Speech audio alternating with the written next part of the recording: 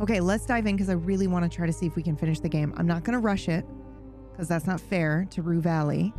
But I am very curious as to what's going to happen. There is the Tulpa, a creature brought into existence by the belief of people. Oh, Rolo, tell me more about that, please, right now. Because that's like it's a huge functionality piece in PBU, right? Belief plays a big part in power. And like Jim would be maybe an example of a Tulpa? Or is Tulpa like the name of a thing specifically?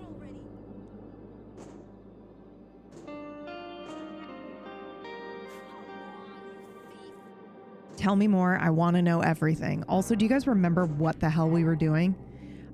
This is why I do things in such a particular way. I imagine I dropped my phone off to be charged. Enjoy your lurk, sunshine. You managed to bring the phone back to life. Okay, it's doubtful that the number will be known by someone other than Frank.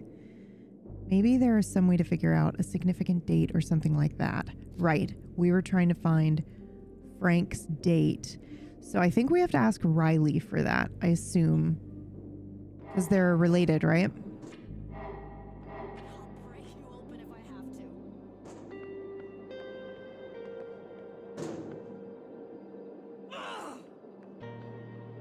I think a tulpa is a general thing rather than a proper noun. I think the first time I encountered the word was on an episode of The X-Files.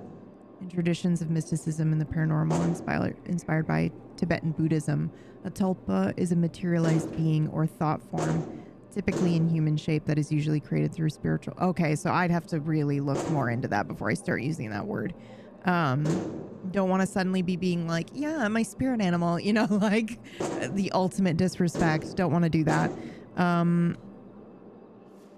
But I will look into that. And then also it's Midnight Burger. Is that the name of the... They did a few Supernatural episodes with tulpas. Yeah, I'm not going to rely on Supernatural for my whatchamacallit, my research. However, that is exciting and good to know. Wow. Ooh. Do we know when the accident took place, Guiding Light? Because I bet you that's it. I bet the date for the accident is the number on his phone. That's right. And we have a new goal to break into our therapist's office, you guys. Stop it. That's actually something that we're supposed to do. Do I have a tattoo on my forehead that says I worked at Coral Destiny, or is it just my energy today? Oh, you just strike me as somebody who knows these kinds of things. Someone who knows these things? Really? And what exactly gave you that impression? Is it my pilot jacket, my sunglasses, the attitude? Well, I saw you hitting that machine and thought, here's someone that must know a thing or two about a thing or two. She lets out a small laugh, her tight lips relaxing into a smile. Well, I wasn't expecting that as an explanation. Aces. All right, you managed to cheer me up somewhat. Aces. So I guess it's my turn to return the favor. Let's go. Hook me up. Do you need the whole story from the beginning, or just the part about the accident?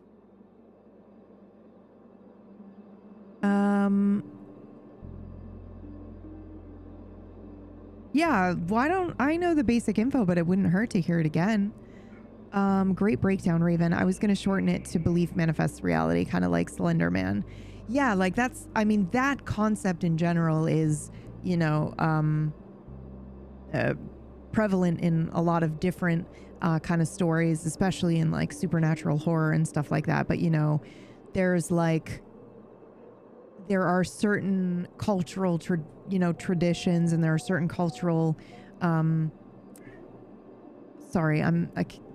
the new cat, PETA. I'm calling him, we're going to try to call him PETA today and see if it fits. PETA is like chasing nothing but air right now. And it's pretty distracting because I can hear him just like, I don't know if you guys can hear him occasionally calling out, but he's like making weird sounds like he's trying to He's trying to hunt down Atlas, probably. Yeah, bud, what you doing? Nothing. Just to give credit where credit's due, Rolo actually gave the breakdown. I just referenced my experience with the usage of the term. Yes. That's nice, Raven. Thank you for doing that. Because it was it was all three of you helping me understand what it is. All I was trying to say is that lots of different cultures make reference to things and then things get appropriated.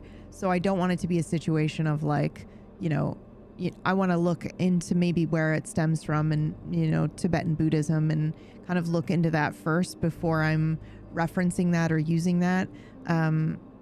For example, the practice of sage smudging and stuff, like when that came up in Dumb, I just immediately had Alder be like, that's a closed practice thing. That's not something we're going to be doing here because we don't know what we're doing.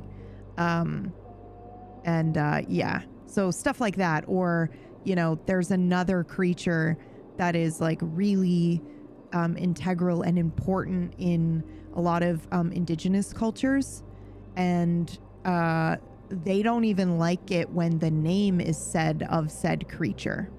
And so, that is another example of something that I would want to respect and not just throw around that term, that kind of thing. So anyway, let's dive. I'm diving into the game. You know what I forgot to do? Hold on. I went out of my way to do this and then I forgot to do it.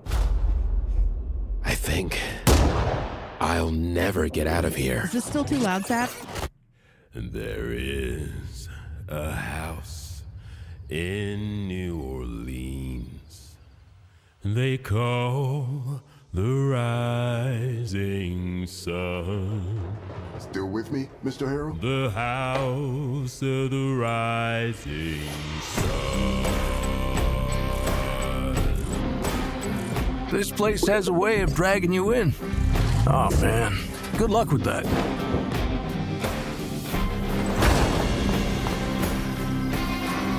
Let me tell you, newcomers never did anything good for our valley. Apology accepted. Remember, exactly 5 yards. Eugene Harrow. You're not exactly making this easy. And just what do you think you're doing? I didn't notice this the first time, but spoilers! I'll never get out of here. In the house of the rising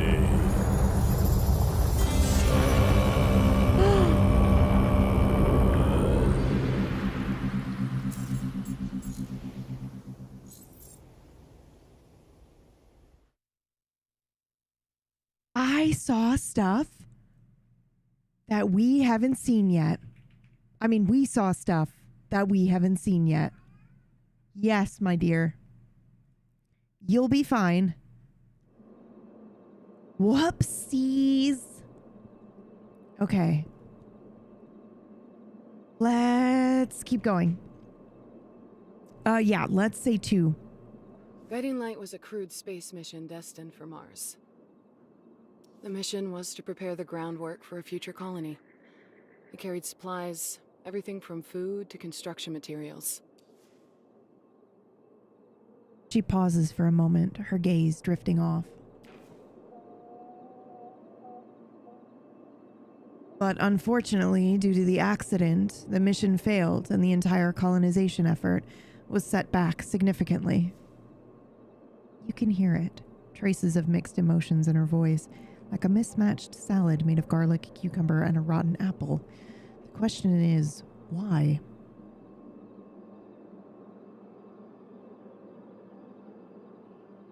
You seem pretty personally wrapped up in this whole colonization effort. Of all the reasons I should be angry about that entire mess, that's the least of them. She looks aside, shaking her head as if in disbelief, before turning her gaze back to you. Now, concerning the accident. The moment they could, Coral Destiny launched an official investigation. The conclusion? Human error. Specifically, Judy Resnick, the mission commander. She deviated from procedure, and her actions led to the explosion of the vessel. Everyone on board lost their lives, including her. That sounds terrible. It is. The silence that follows speaks louder than any explanation ever could, heavier than 100 words. Did you know, Judy? Something shifts in her, almost imperceptibly, but you feel it. Suddenly, there's a distance, a barrier that wasn't there just a moment ago. You know what? I'd rather not talk about it anymore. She says it with finality, her voice dropping into a tone that leaves no room for I've argument. explained what happened, and as far as I'm concerned, that's enough. Right. Thank you. Do you know anything about Dr. Fink? Why do you ask? Is there a particular reason?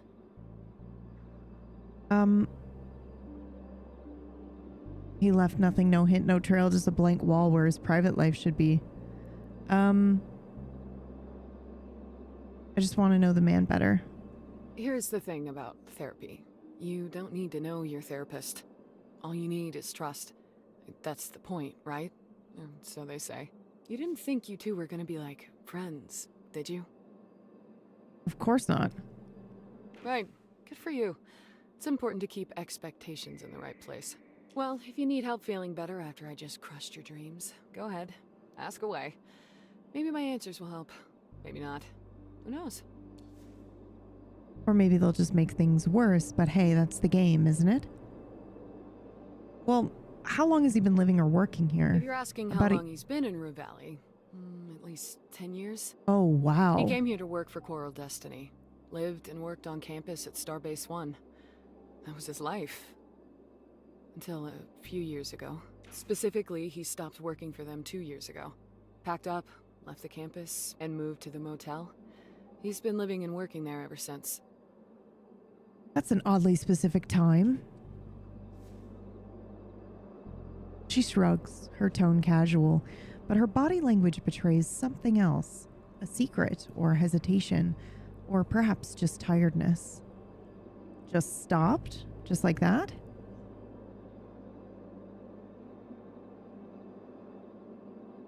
Any idea what he did before Coral Death? I don't think we care about 10 years before. Yeah, well, you'll have to ask him for the details. All I know is he quit and ended up here. I mean, back then, all I ever heard were praises from the people who worked with him. Not me, though, for better or for worse. You dodged therapy? Lucky you. I didn't.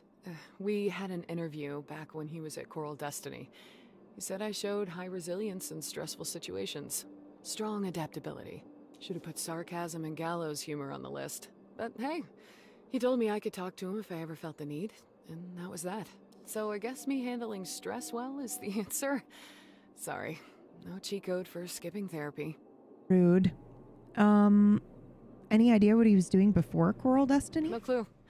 Probably more of the same, helping people or, whatever you want to call it. Okay. Got the look. Someone who's been through it. He knows what he's doing. His methods are unique, in a way. But that doesn't mean they don't work. They work for my brother. That's all I need to know. And for that, I'm grateful. Oh, interesting.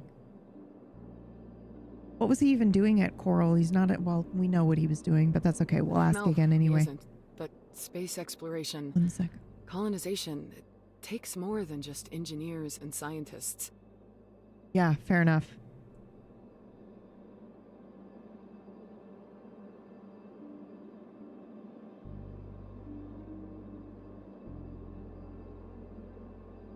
That's actually like a huge piece of it, right? Is this human psychology part.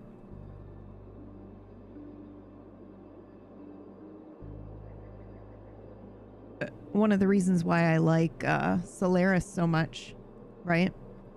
It's the idea that when you go out into deep space or when you're dealing with, something like this, like colonizing or something, you need to have somebody that's, not everybody in space is an astronaut, scientist, or an engineer. Okay. Space travel grinds you down. Days, weeks, Months inside a pressure-sealed can.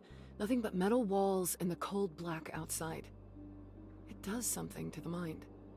Ask any submariner. Ask any prisoner. Oh, wow. Okay.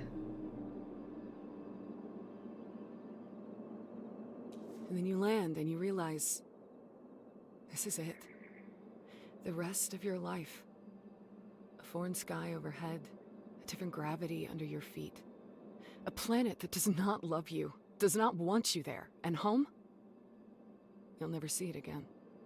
Dr. Fink's experience in selecting the right people and teaching them to endure the pressure, clear their heads, make the right call when everything is wrong, tolerate the unknown.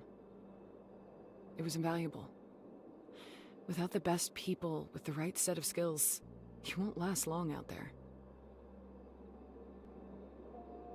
I guess that makes sense. It does. That's why his work mattered. Well, I think I'm out of I'm fresh out of answers. questions about Dr. Fink. Well, this was fun and all, but gotta go. Thanks for the coffee. She turns around and leaves. Do we make her late, I wonder?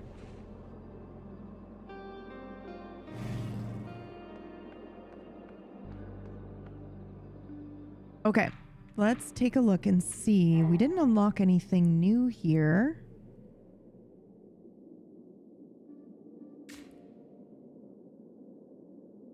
Access Frank's phone, break into the ranch house, and get inside Dr. Fink's office. Okay. I do have a theory about this game now, but I'll stay zipped to not cross the line. Yes, thank you. I assume it's the... Well, maybe not, actually. Never mind. Don't say anything. Just don't say anything at all, because now I'm wondering... My immediate assumption was, well, it's the same as what we're talking about, right? Because, like, there isn't really another theory. But maybe there is, and I don't have it, and I don't need to be thinking about it. We're going to head directly to K Ranch and see. Since it is early enough, maybe some things happen.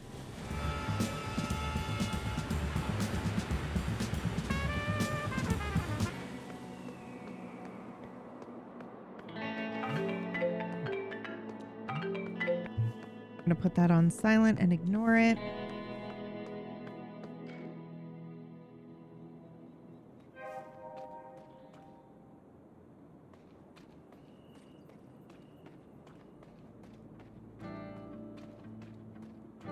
Oh, it let me drive all the way to the ranch. That's interesting. Oh, it's 8:45 no matter what. Push the door with your back. Use your less fucked up shoulder to shove the door. I mean, that's not gonna work. Congratulations, it's now become your more fucked up shoulder. Luckily, the loop should fix that. Perhaps it's time to stop being diplomatic and use more forceful tactics. Oh my god. Oof. Well, it was worth a try. I can't kick the door down. Feels like it moved a tiny bit. Maybe? Alright, I guess I'll kick the door harder. The door definitely budges this time, accompanied by a faint splintering noise akin to kindling breaking. But a wave of pain shooting through your legs suggests an alternative source of the sound. Why does it always hurt? What? Maybe that's the point. See how much you can endure before you break. You or the door. Oh my god. That's how I died in Disco Elysium. My shoulder bashed a door too hard. Really? Is this a reference, you think, to Elysium, maybe? Oh, Fizzle, I didn't even know you could die that way. That's awesome. I fucking love that game. It's so good.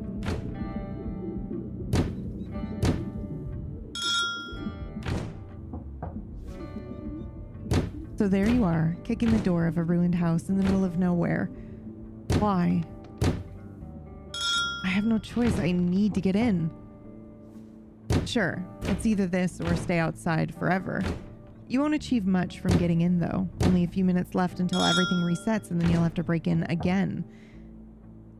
Oh, this is so cool. Because if we look at it as a metaphor for therapy and trauma and all that stuff, so should I just quit? But I may learn something. The loop won't change that. And not breaking down the door is just as pointless. I'm going to go with 2. I may learn something and the loop doesn't affect that. And then what good is knowledge if you can't use it to change anything? It's not about that. It's just kick, feel the pain, repeat, and believe the next kick will somehow break the door. Hope that the next loop will somehow be the last. That's all you can ever do. Perhaps you're afraid to admit it's all hopeless because it would rid you of your only purpose, to break free from the loop. Shut up. It's not debatable. I am going to escape.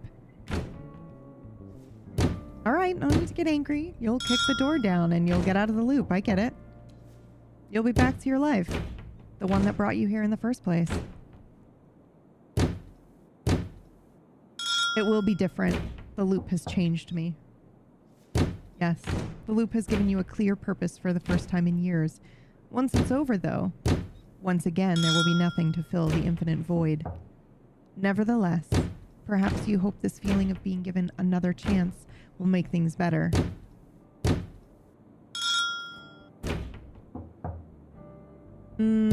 A fresh start is a trap, I feel like, personally.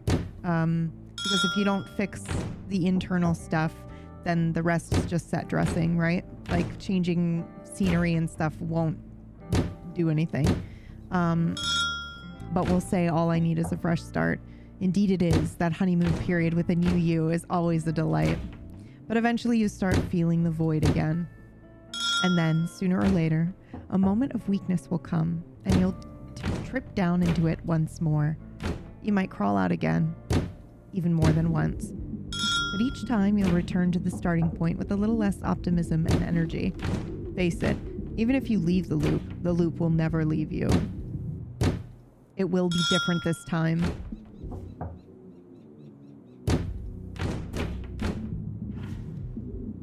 Rage surges through you like a tsunami. You kick the door with every ounce of strength you have, even more than you knew you possessed. Oh, my God, we're in.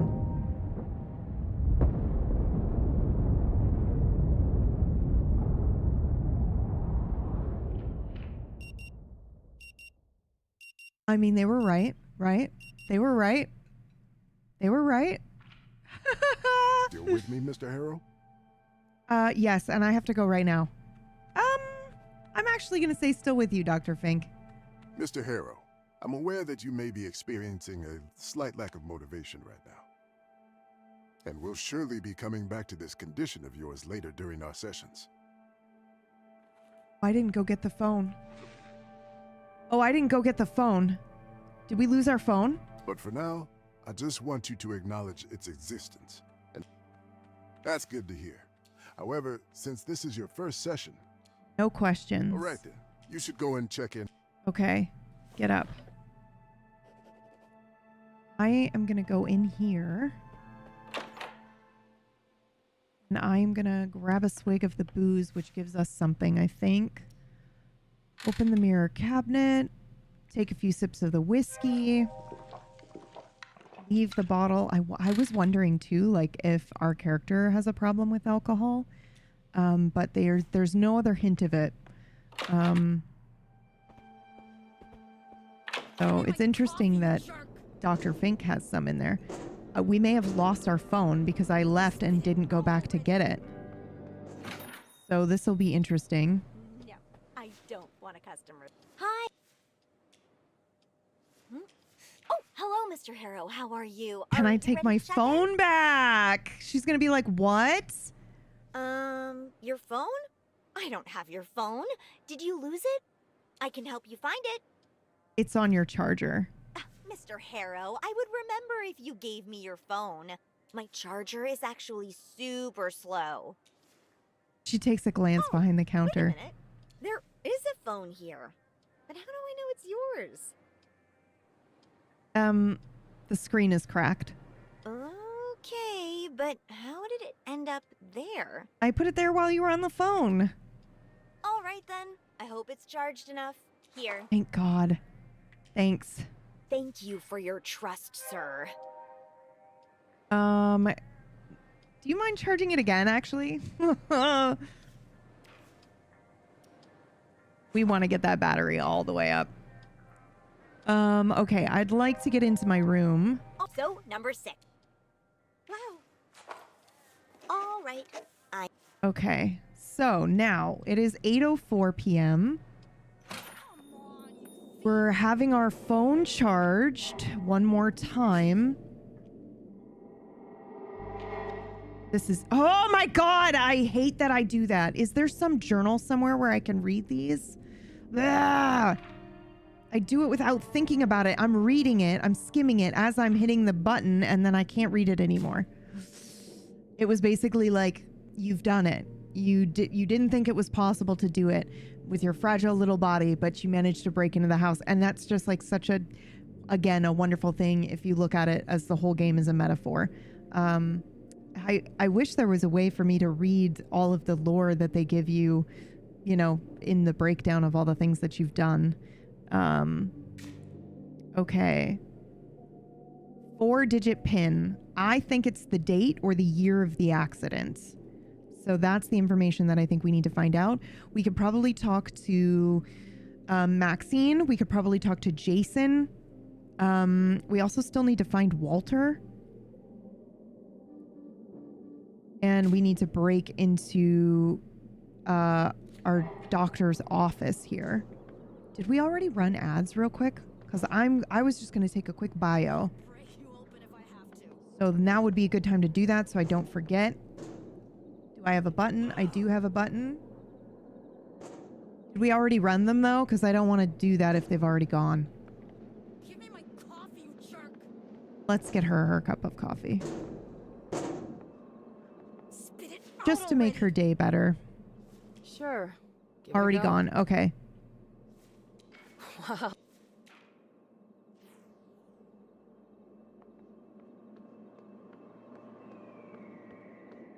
All right, what else did we need to do? We're tipsy, so we don't really want to drive anywhere, right? I feel like that would be crazy. Also, which one is Dr. Fink's room? This one?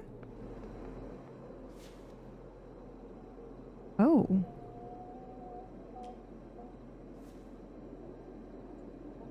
Silence greets you. Try the door handle. You'll need the right key card. Okay, we can use the power outage. Slick idea, just a bit early for it. Oh God, we have to do this again? Okay, that's fine. Let's do this real quick. Do you guys remember how many tries it was? It's the gas station and back, right? Yeah, it's the gas station and back a couple times, I think, passes the time enough. And then...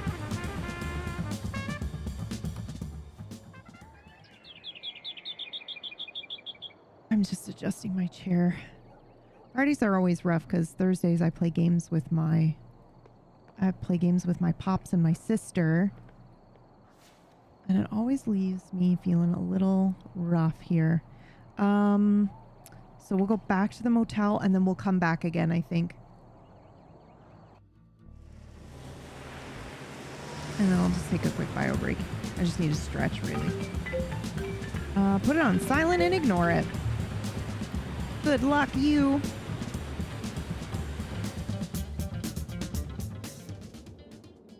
Okay, 8:17. I think if we go and come back, it'll be too late, right?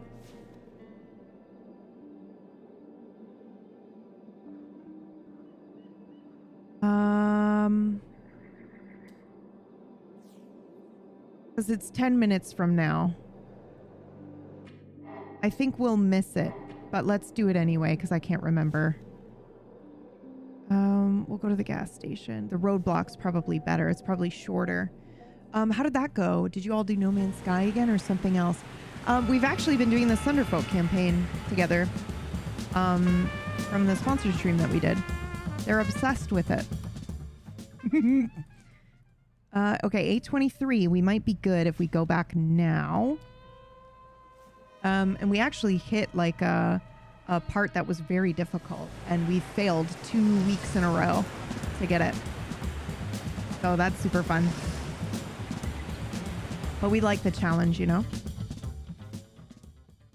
29, perfect. Because I think we need to be here. It's 37, right, guys? When it goes off? I think so. Yeah, just wait. Okay, perfect. So we'll go up here and we will knock.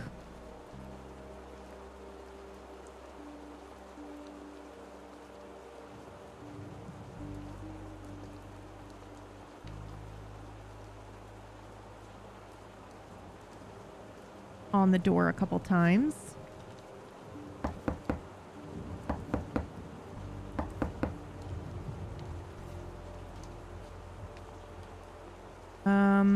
We can go into our room.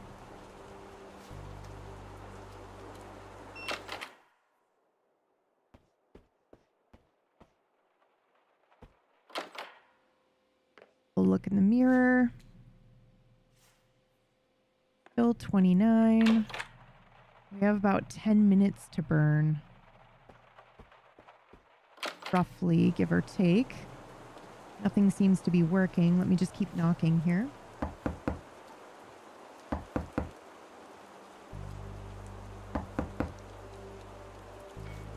Nice.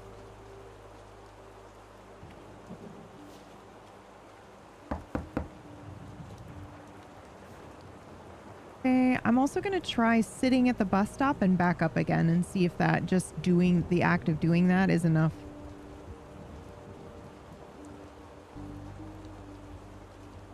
Oh, wait a minute. What? The word vacancy reminds you of the emptiness inside you, the void that's been sitting there for a while now. How does it feel now? Has it grown bigger, or is it finally starting to shrink? It's gotten smaller, I guess. That's hopeful. You get the impression that the word no is glowing faintly, brighter, even though it's switched off. Maybe it's worth thinking about, exploring a little deeper. Then again, it's just a sign, an ugly one at that. Not everything has to be about you. Yeah, okay, hold on. Not everything has to be about you. It's not that it's about you, it's that you're using the world as a mirror, right? And you're reflecting into yourself and learning about yourself and changing your perception and growing from that. It's not that it's like a cosmic situation that the world is about you, but you can learn something from it.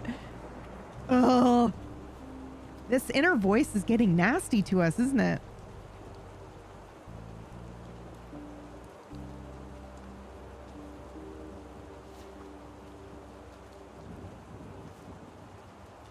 Trying to see. Perfect. Okay.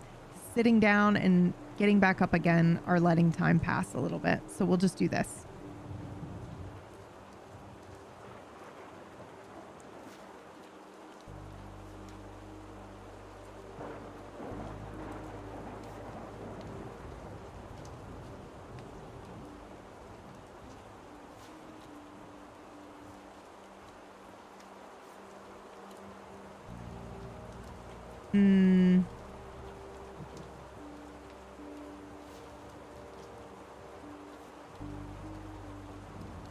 Maybe not.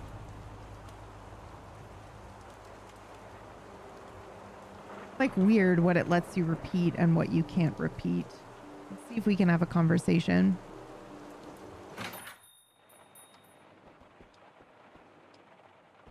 How can I help you, Mr. Harrow? Good call. Can I have my phone back? Of course. I hope it's charged. Here. Oh, it's still not quite charged. Thank you for your trust, sir. Okay, that's okay. We'll try to charge it more tomorrow.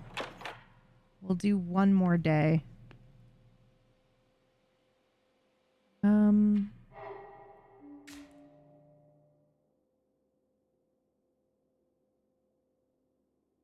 Okay, what just updated?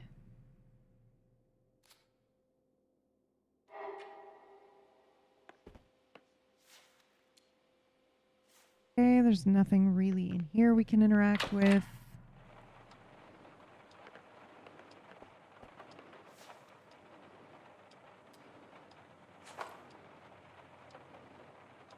Doodle something to pass the time. Nice. I don't want to do it until the loop ends.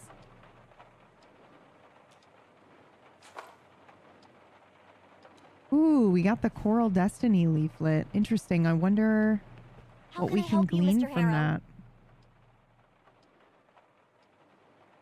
Well, I'll tell you what. Take my phone, charge it. I'll be back.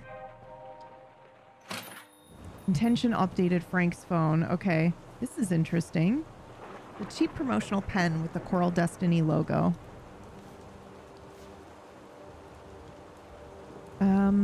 Wait and read the leaflet to kill some time. Ooh, not until the thunder strikes. Can I do that, you think? Do you think it's gonna fuck it up? Do you think it lets us do it and then the thunder, you know, like, do you think it's gonna stop right before the thunder strikes? Oh, I'm gonna try it. Okay. You start to read the tiny letters that contain everything you're not interested in. It reminds you of times you forgot your phone while trying to go to the bathroom or were forced to read blurbs from cleaning products and air fresheners. I can't even imagine what people had to go through before smartphones were invented. You know, you just take a shit and then you leave. It is not that complicated. Have fiber if you really need to fucking be reading something while you're on the toilet. What is wrong with you, bro? Holy crap. Don't do that, by the way. Don't be on your phone in the shitter. Don't do it. It's really bad for you. Okay, and how about cleaning products and air fresheners? Consider yourself lucky that you have a small piece of literature with rockets and spacemen. Okay, read on. Mind blown. At Coral Destiny, we believe innovation should serve the everyday needs of the communities around us. That's why we proudly provide fresh, purified, bottled water completely free of charge to the residents of Rue Valley.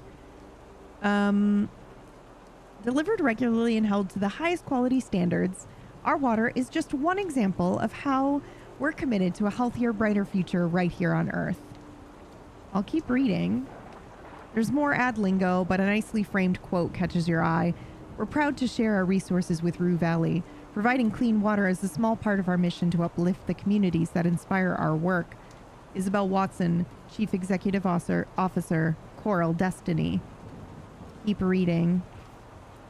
You struggle to find more content with the same level of excitement. Nevertheless, time begins to pass. Okay, you better stop right before the lightning strikes. I'll be so mad. Perfect! The whole time. It's a bit early for that. Come back when the lightning strike is close. Cool, fuck you. Fuck you. Ah, you left the phone at the reception desk. Okay, cool. Okay, we need to do one thing. So let's try interacting and getting ourselves a cup of coffee. Take the bottle, okay, or a bottle of water. That's fine. And we drink the bottle of water. Will that let time go 1 minute?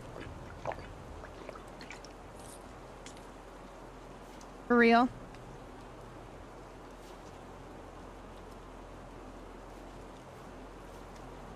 Can we knock on Frank's door?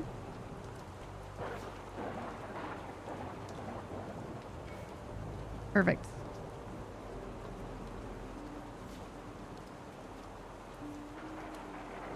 Perfect timing. Neither too soon nor too late. Here it comes. This is crazy, by the way. This is insane. Like, what could possibly be in here that we haven't already, you know, investigated? Right as rain, the old reliable thunder works its magic, clearing the path. Hi! It might be time for cat cam. If you guys give me a second, I can set it up. Give me a second. Oh my god, he's so cute, dudes. I can't handle him. All right, hold on.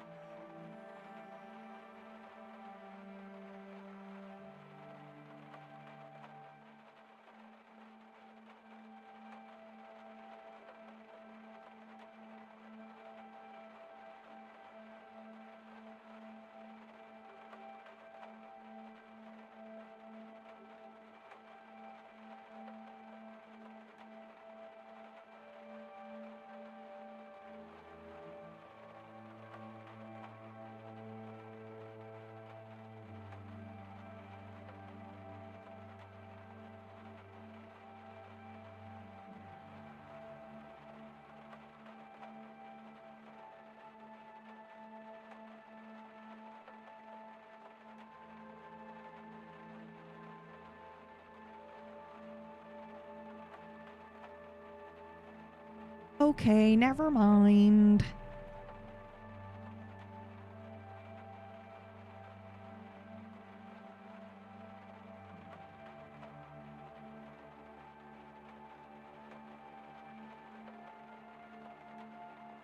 Okay. So, sorry, failure on our part. But it's okay. Oh, he is so cute in the cat tree, dude. He's so cute in the cat tree. So cute. Kitty just has big plans, yeah. Okay, I'm so sorry. We are back now. Let's go. Okay, right as rain, the old reliable thunder works its magic, clearing the path ahead for you to sink into the good doctor's room. Slink, sorry. I guess sink works though, right? Slink, sink, same thing. The seconds drip down like cold honey from a spoon, slow and heavy, yet the silence stays frozen. Your intrusion goes completely unnoticed. Well, where the hell is he? You know? Like, we know he goes to the roof for sundown to read. Honestly, I have to be honest with you, the doctor's life sounds so good. They were like, yeah, he just like goes to the roof with a book sometimes and chills and is fucking, you know, he like reads and lives a quiet life. And I was like, that sounds amazing. And the main character was like, that's creepy. I was like, oh, okay. Well, I guess we know how you feel about that. Okay, we are now in here. Now, what's super weird and something I don't like, and this may be a minor criticism, but the game has this mechanic where you can like hold a button and it'll show everything that you can interact with. But it doesn't do that when we were in Frank's room or this room. So you just have to like hunt and click around and click on things, which is like fine. But if you're going to offer that feature, let it be persistent throughout the game. It basically feels like an accessibility feature too. Dr. Fink's shoes lie neatly beside the couch, placed with deliberate care. Try walking in his shoes is so interesting. tie the shoelaces together just for fun? That's so mean. I will try walking in his shoes because that's hilarious. Hopefully you mean metaphorically. No need to stick your foot where it doesn't belong. This is the second time this has come up, right? No, I never actually bothered to see things from someone else's perspective. Well, that explains a lot. I'll examine the shoes. Okay. The doctor clearly knows how to treat his shoes right. Okay. As well as his feet, apparently. A closer inspection reveals orthotic pain relief. Interesting. Oh, okay, wait, hold on. Let me read this properly. I'm sorry, I've been skimming it. Let me read this properly because again, this is they're getting a lot stronger with the obviousness that it's a metaphor, right? So as well as his feet, apparently, a closer inspection reveals orthotic pain relief, acupressure insoles, subtly hinting at a life of careful steps. And then we can say everyone's got their own way of easing the pressure. Which is what I'm going to say. Guess even the good doctor isn't immune to a little well-placed cushioning, physically or otherwise. I guess we have to tie the shoelaces together just for fun. Welcome to the dark side is an achievement we just unlocked. Oh no. Oh no. Oh no. Yet another pointless loop spiraling with no punchline in sight. Although coming up with a prank at this point might actually be a sign of progress. All right, we let the shoes rest. Let's see what else we can interact with here in this room. The journal title reads Frontiers in Investigative Psychotherapy. These things have always fascinated and unsettled you in equal measure. Huh? And you can't quite say why. The clock is a relic of an idealistic bygone era. Its metal frame painted a faded green, once a color that screamed futuristic, now just a tired mockery of ambition long past. Despite the years, it carries a subtle, well-preserved luster, as if it's been maintained with the kind of care preserved for cherished possessions. The red-lit numerals glow with a sharp clarity, casting an ominous glow. Huh. I examine the clock. Its metal frame feels heftier than expected, but after a few moments of fiddling, you spot an engraving etched into the bottom. To Gideon Fink, congratulations on taking yet another leap of faith. Wishing you success, growth, and the right amount of chaos. GCU faculty members. Another leap of faith? When was the first? The doctor doesn't strike you as the leaping type. You, on the other hand, built for the drop. Ledge, stool. Take your pick. That is so dark, dude. Holy shit, dude. This fucking narrative voice is getting so mean. Okay, wait. This is interesting, too. We've got this clock here, right? That we know is this cherished possession. I do feel like this is also metaphor. Change the time, turn it off, or just leave the clock be.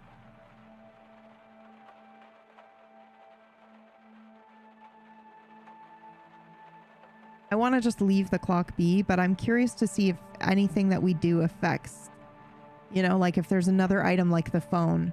So I'm going to change the time. I can't change the time? Oh, that was weird. I shouldn't toy with someone else's time.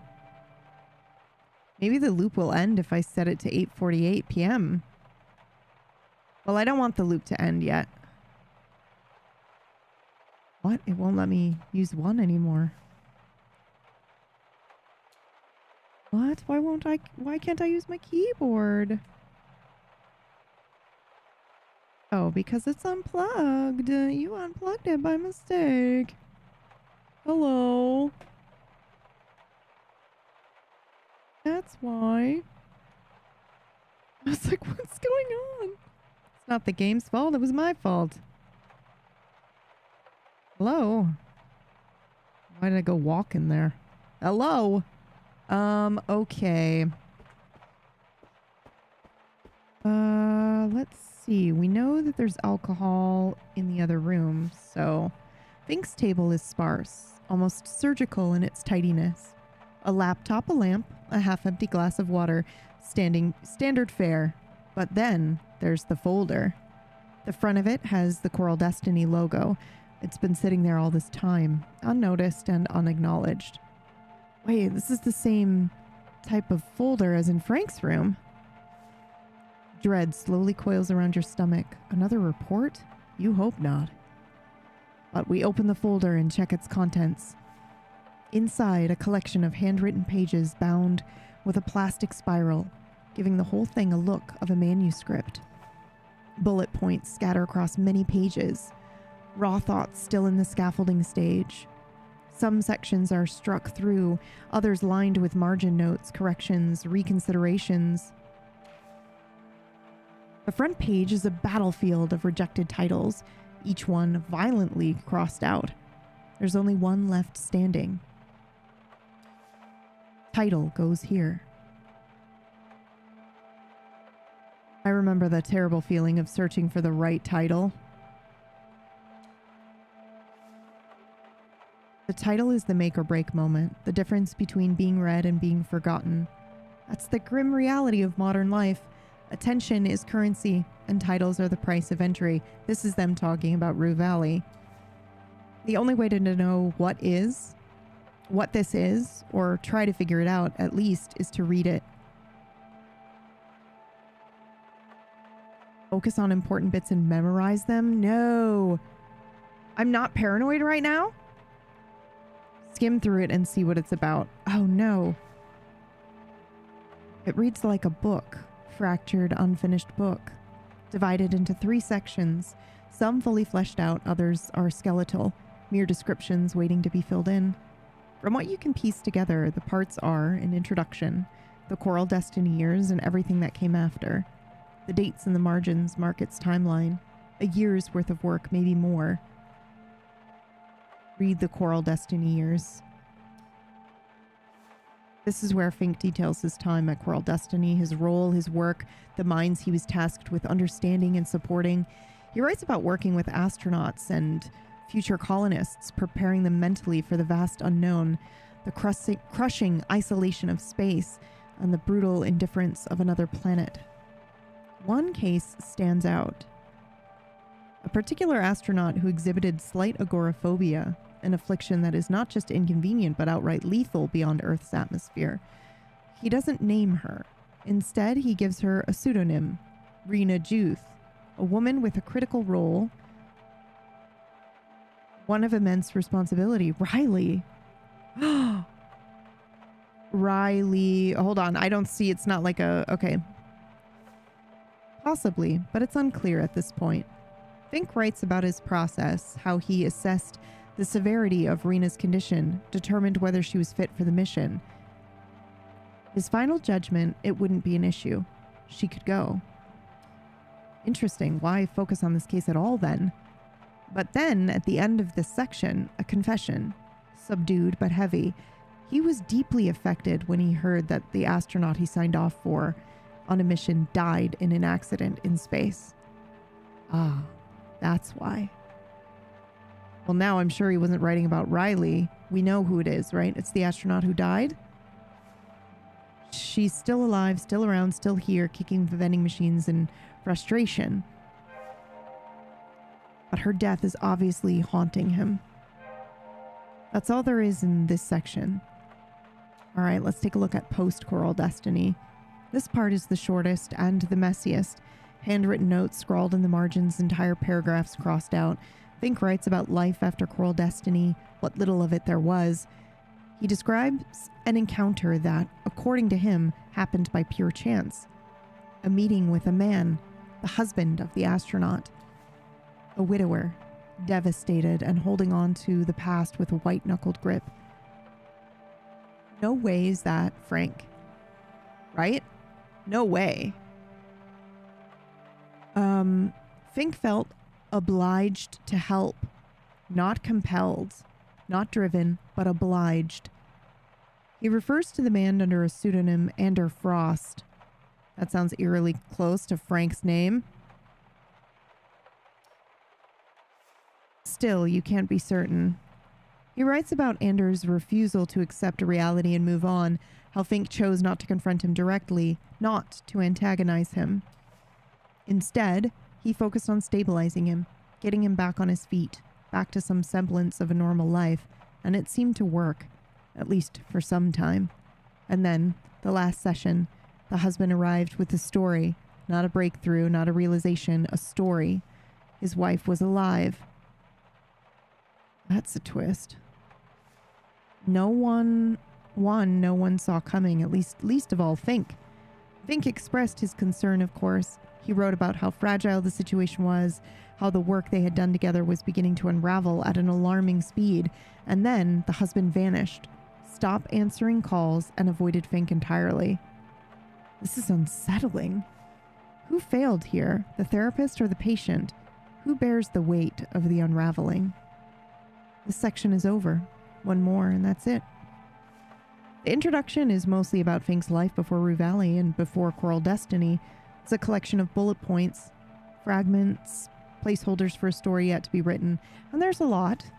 PhD, a slew of published papers, some solo, some in collaboration, a private practice co-founded with his wife, also a colleague, a successful career in mental health. Fink is married? Not everyone is hell-bent on dying alone and miserable, like you. Jesus, narrator! Fucking calm down, dude! He also mentions that when he and his wife decided to divorce, he left her the entire practice and took the job at Coral Destiny. Oh wow, Fink is divorced? That explains at least partially why he's living in a motel room. Just a small part, though. And that's pretty much it. The manuscript in its raw and polished form. A mess of half-finished thoughts and incomplete truths. Clearly still in its early stages. As you close the manuscript, something slips free. A pale envelope, dislodged from between the pages. Must have been tucked inside, only to shift loose as you turn the pages. You take the envelope, and it feels light in your hand. It's plain, white, unremarkable. On the back, written in neat handwriting, are the words, "For Judy." Oh, come on now. It's too obvious. Okay, Judy, right. We knew that. Okay, from people going through his personal belongings after breaking into his private accommodation. We open the envelope. Inside, there is a letter. Aha! On a single page, written by hand. The date is 8/3/2026. Don't forget that date. That's probably the pin.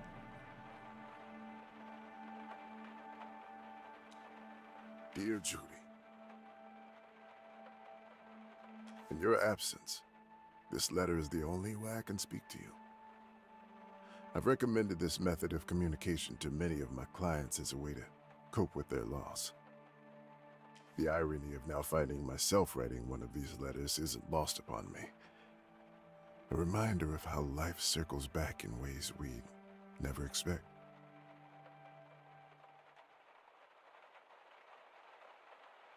So the good Dr. Fink is using his own remedies? That's encouraging.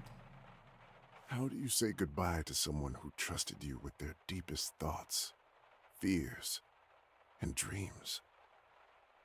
How do you find closure when life ends so suddenly, so unfairly? It's funny in a way, and sad. No school teaches you something like this, something truly worth knowing. When I heard about the accident, I was hit with a wave of emotions I wasn't prepared for.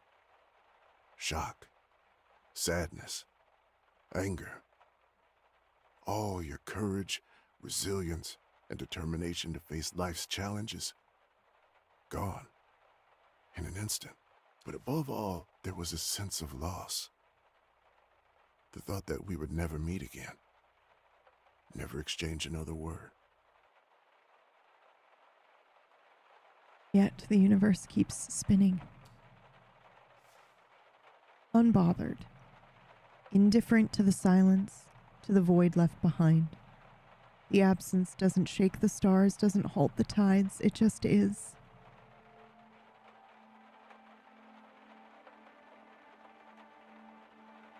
And that is the tragedy. I can't stop thinking about the last time we spoke. The look on your face when I approved you for the mission, it was radiant. You had worked so hard for that dream, and I felt proud to be part of it, even if all I did was sign a piece of paper. That signature, though, has since become a source of doubt for me. Let me be clear. Not for 1 second did I think you were responsible for what happened. No, this is just me dealing with the guilt.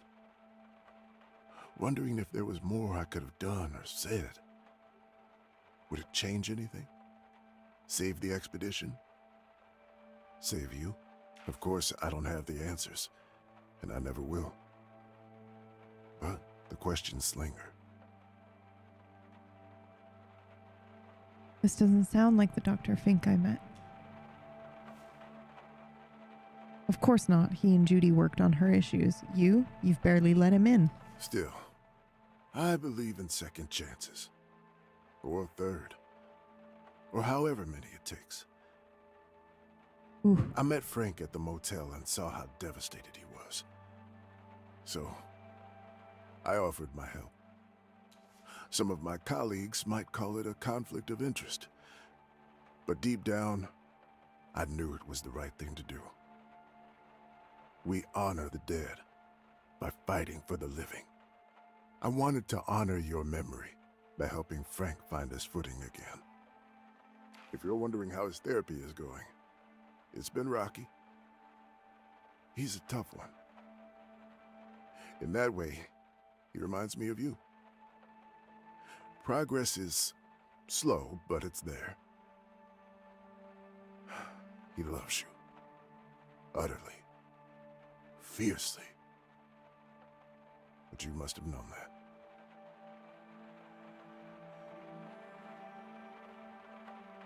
Frank is starting to seem like some kind of hero to me. Yeah, you have to respect that kind of dedication, that tunnel vision. Nothing but pure, undiluted love can drive a man like that. The correct answer was he can't let go. And, by the way. Strangely, helping him is helping me too. I plan to go back to therapy. This time to help the ones who need it the most. And write a book too. We're both putting one foot in front of the other. Baby steps, as they say. The next paragraph begins with, I hope, but the words are crossed out as if mid-sentence he changed his mind. I want to believe that you found your place among the stars. You always said that even though we're not built for space exploration, we belong there. Someone has to fill all that vacuum, Dr. Fink, you said. Well, now you're there, where you belong. I'll look up at the sky tonight and raise a glass to you, to whatever comes next. Yours, Gideon Fink. The sound jolts you back to the present, and you lift your and you lift your head from the letter only to meet Dr. Fink's gaze. It's then that you realize the sound you've been hearing is the toilet flushing. Dr. Fink's belt is unbuckled and his shirt is untucked. Mr. Harrow? How on earth did you manage to get in? And what are you doing here? Oh, no. The confusion on his face is undeniable. His bushy eyebrows shoot up higher than ever. Then his eyes land on the letter in your hand. That letter. It's private. You have no right to be holding it. Put it down now. And get out of here. He stands there, angry and frustrated, his belt unbuckled, his shoes missing, revealing a pair of ridiculous socks. Behind him, the sound of running water from the toilet fills the room. Eugene Harrow. Meet Gideon Fink. Oh my god. We can hug him or just nod and smile. I'm gonna hug him, bro. We're gonna go crazy. He's gonna punch us.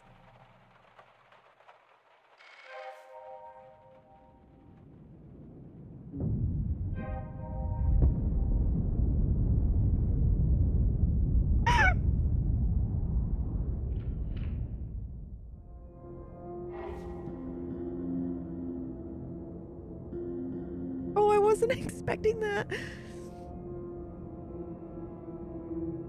That one. Oh my god, that punched me right in the feels. That one, I have to reach it. Ooh. High above, the branches are heavy with fruit, and among the highest branches hangs a special apple. It may be slightly larger than the others, or not. One could say it's unremarkable, but your eyes are locked on it, and you don't care why. You're young and unbothered. You begin to climb. You grip the rough bark with your soft, virgin hands. The first branch holds up your weight. You pull yourself up. Each branch creaks, complains, then gives a little under your weight. As you ascend, other apples brush against your shoulders, arms, and face. Ripe, fragrant, and easy to pluck. I won't be distracted by the lesser fruit. A branch splinters under your grip. Calluses start forming on your hands, but you climb higher. Another branch snaps, and then another. Each break makes the ascent harder and the path down more treacherous. But there it is near the top, now glowing with a soft internal golden light. So close, just a little more. Nearby branches bear flowers. They bloom, become apples, then rot away in silent perpetual cycle. Fewer bloom each time, but still, there are some within reach, but they don't matter. Calluses tear, another limb cracks under your foot. Your breath thins. You pause, heaving for breath, and glance down. Below, the ground is a distant map. The lower branches are shattered wreckage. A chilly wind rises. No, look up. Your special apple. That's all that matters. The bark under your palms feels harder now, and your stomach aches with a hollow hunger. You pass by a lone, slightly shriveled apple, but cannot bring yourself to reach sideways. It would be betrayal. But as you look up, your golden fruit turns gray, becoming cold stone, cracked and heavy. The wind is bitingly cold now. You begin shivering, and soon your hands, now old, bloody, and numb from the rising cold, cannot find a hold anymore.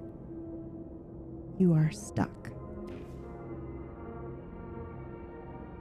At last, you let yourself look down, and the despair overcomes you. All those apples you ignored, a few still there, tiny golden dots glinting in the sunlight. And the chosen one still up in the sky, petrified and unreachable, still special. It was almost yours. It was always almost yours. You hug the tree and wait for the winter wind to come. You climbed toward a golden apple only to be trapped by the broken path you left behind.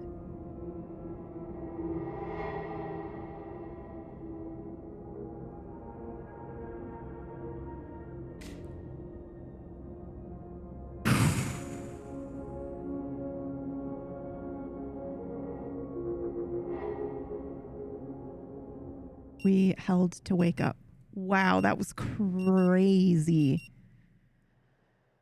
Oh my god, that dream. So Still with me, Mr. Harrow? yes, we are. But can we talk about that for a second? Because Because my interpretation of that dream is obviously like the apple is your dream, and not like literal dream, but you know, your goal in life, or the thing that you so desperately, you know, want, the idea, the job, the car, the whatever. And then, you know, being dissatisfied with all the little moments in your life until you've got that idea of perfection, right? You know, waiting to write the book until you have this and this and this. Your life will be perfect when you have this, this, this, and this, and this. And then the closer you get to it, the more you realize it's impossible to actually behold perfection. You can't, nothing will ever be perfect. There is no perfect apple. And then you look back at your life and you go, oh my God, all these moments I missed and forgot and didn't pay attention to. I just left them by the wayside, and now I'm empty and hungry and depressed, and my life is not fulfilling, and I will never reach this perfect apple because it doesn't exist. Like, that's one interpretation of it. The other interpretation of it is actually just happiness. The apple represents being full and happy, and you're climbing this tree and you have an idea of what it will take to make you happy, and you can't reach it, and then eventually your hope and your idea that apple will fulfill you shrivels and fades away and cracks and petrifies, and now you don't think you'll ever reach that apple, and even if you did, it won't sustain you anyway. And this idea that, you know, all of these things that you kind of didn't really want to settle for, or these apples that you thought wouldn't make you happy, could have potentially made you happy, and now you can't even get back down. You can't go back the way you came because you climbed, or you went through life in such a self-destructive way, which I think is more what he's talking about. He's talking about his self-destructiveness, and now that he can't go backwards either and climb back down, and now he's stuck, hungry and depressed and starving, and I'm using air quotes for starving because that would be, you know, depression. If you are depressed, you are starved of happiness. So that's really interesting. Did anybody else have any other interpretations of it?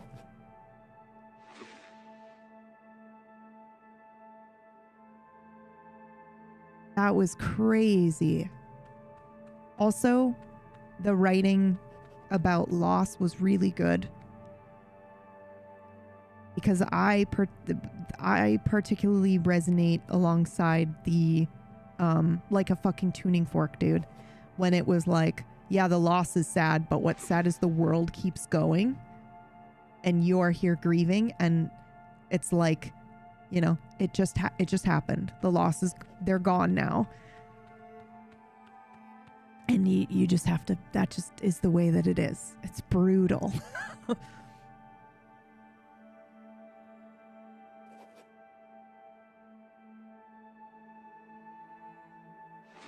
It's 2:30 a.m. where I am. Travel well and stay safe. Thank you. All right, Noelle. Sorry, I was very into the game. It's okay. You can hug me. Nobody's going to say anything about what they think this is. Oh, you guys are killing me. All right. I will continue. I will dive in. We'll keep going. All right. I'm going to say yes, I am. Right? I went for the dream aspect, but the path and it still being golden means you still have a chance to reach it. But once turned to stone, the path will no longer support that dream. The other golden apples is stuff you once dreamed about but never pursued, but still have a chance at. Oh, that's interesting. Silence.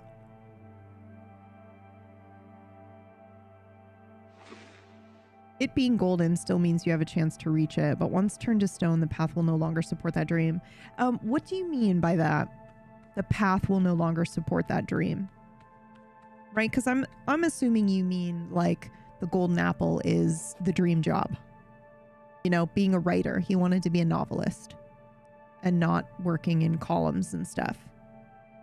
I'm assuming, like, if we want to be hyper specific about him, I'm assuming it's him getting fired and losing his job, right? And now he thinks that he maybe took the wrong path at his dream, at his chance for happiness. And then he looks back at all, either the job opportunities or the chances that he passed by for this one particular, like, honing in on this specific career choice or what have you.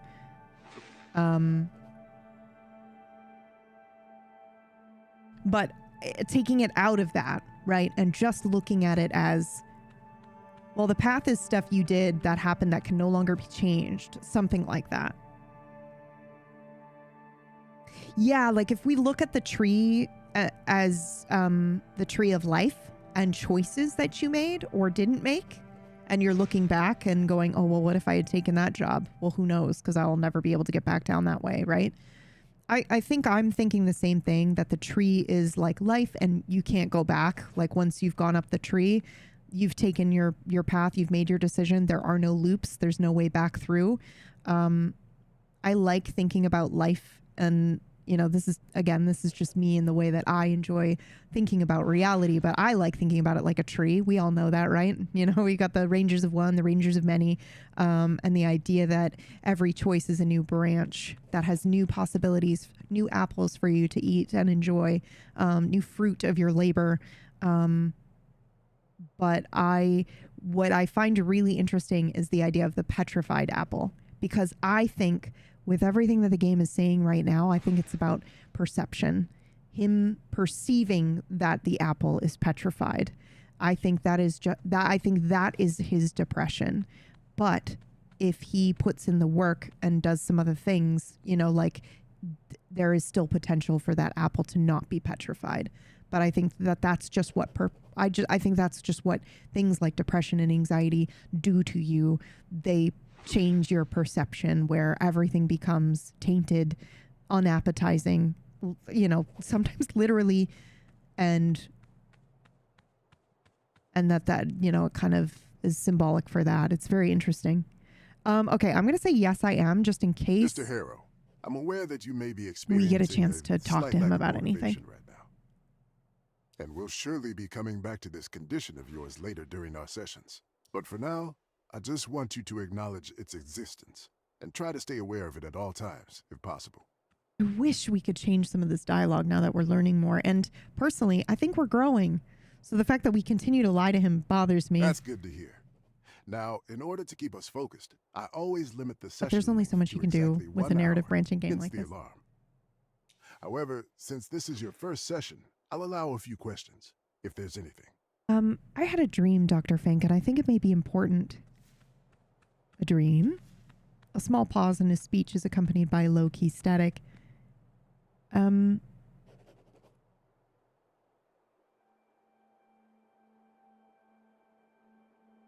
we at least start dissecting it just to have some food for thought while I'm in bed tonight? Well, I suppose we can at least make a start on it today, focusing on the most vivid aspects, and we'll continue with the deeper exploration tomorrow. All right, Mr. Harrow. Please go ahead and share your dream. We share the dream about the golden apple. And then I woke up, still shivering. Dr. Fink leans forward a bit, eyes fixed on you with sharpened interest. Thank you for trusting me with this, Mr. Harrow. It's a powerful, poignant dream.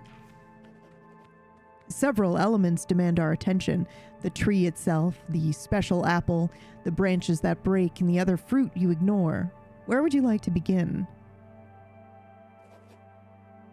The tree was... Ooh, this is interesting. Okay, all of these are interesting. Every branch that snapped made it harder to go back down. The tree was, I don't know, everything. And I am going to snooze this because we're going through an important part of the story. The golden apple wasn't even that special at first, but the more I climbed, the more I needed to get it. This like cost sink fallacy he has about his own life is so interesting. Okay, so we'll say every branch that snapped made it harder to go back down. A very obvious metaphor for burned bridges and forsaken alternatives, you'll agree. Each broken branch is a path closed off, an opportunity sacrificed in service of your single goal. The higher you go, the more you destroy your own safety net, and at one point, descent becomes more terrifying than continuing. And the other apples, the ones that brush against you, ripe and within reach?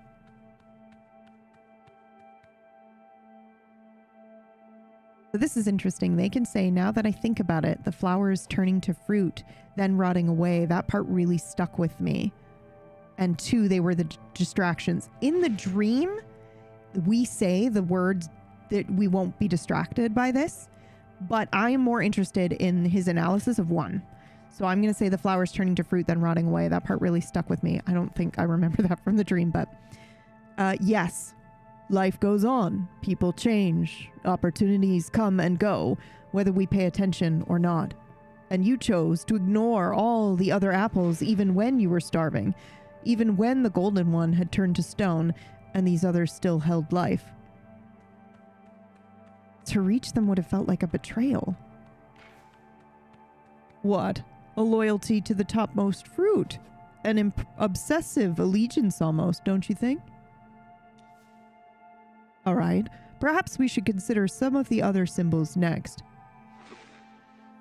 The tree was, I don't know, everything? I completely understand what you mean. It was your entire world. What does the tree represent to you? Is it a path, a version of yourself? It was the only place I could possibly be. There was nothing around the tree, or it's where I needed to be, like my life depended on reaching the top. Interesting. So the tree isn't just a means to an end, but the entire structure of the effort itself. It's the journey you're committed to. The narrative tree. That's interesting. In psychological terms, we might see it as your identity narrative, the specific path you believe you must climb. Well done, PB. Thank you so much. Okay. And you begin to climb it with soft, virgin hands. The calluses form only later, yes? Yes, it grew more unwelcoming as I climbed. Let's say the climb itself reflects your imagined life story, but it gets harder and harder the higher you climb. Why do you think that is?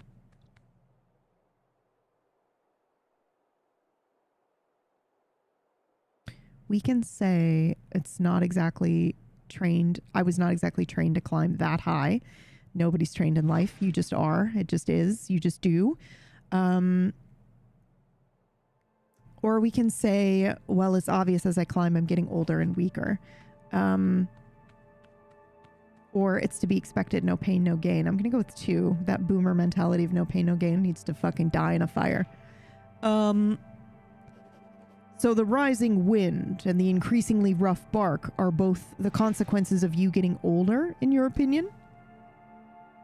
You can't shake the feeling of being attacked. And just as you open your mouth to defend your case, he disarms you. It's a valid interpretation, but let me offer another perspective. Initially, the dream was hopeful, but the process of climbing for so long without reaching the apple is really what hardened you and weakened you and metaphorically aged you, yes. As you climb higher, the surroundings seem to echo the mental and emotional challenges you face, and not necessarily the material reality. The cold, biting air might reflect the isolation that comes with clinging to an ambitious goal for so long. Now, let's shift our attention to another symbol from your dream. The golden apple wasn't even that special at first, but the more I climbed, the more I needed to get it. Let's consider this transformation. Its value was not inherent. It was assigned by your focus. Your pursuit made it golden, and then, ultimately, it turned to stone. What does that shift tell you, from unremarkable to radiant to lifeless?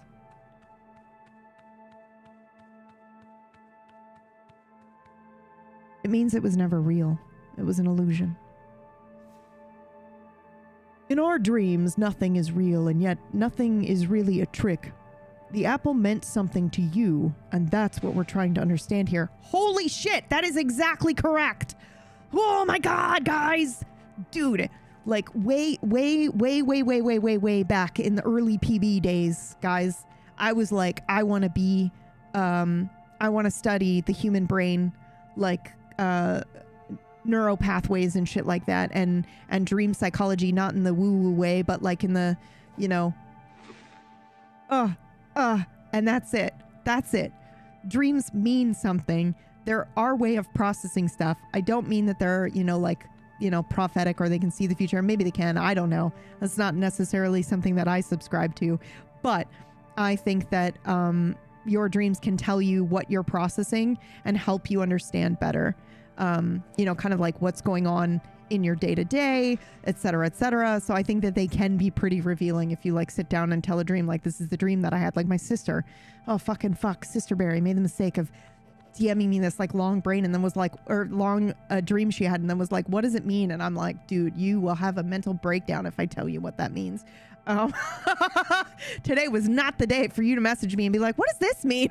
So it's like, oh God.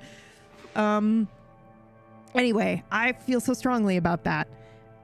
It looks to me like the apple was a potential that through fixation became an idol, and idols inevitably disappoint. And when you finally see it as petrified, it's no longer a living fruit, but like a monument. A monument to what? My dream. In a way, yes, a monument to a dream that was never realized, a fossilized dream. A monument of your refusal to let go of a singular, rigid idea of success. Dr. Fink leans back, his chair creaking softly. He looks at you not as a patient, but as a fellow traveler who's just described a very familiar prison. Let's synthesize this, Mr. Harrow. You committed to a path and a goal. The pursuit itself infused that goal with unbearable significance.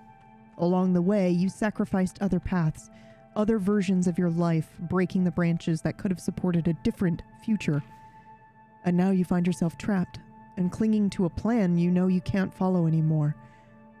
The identity of a climber who will reach the golden apple is now your cage.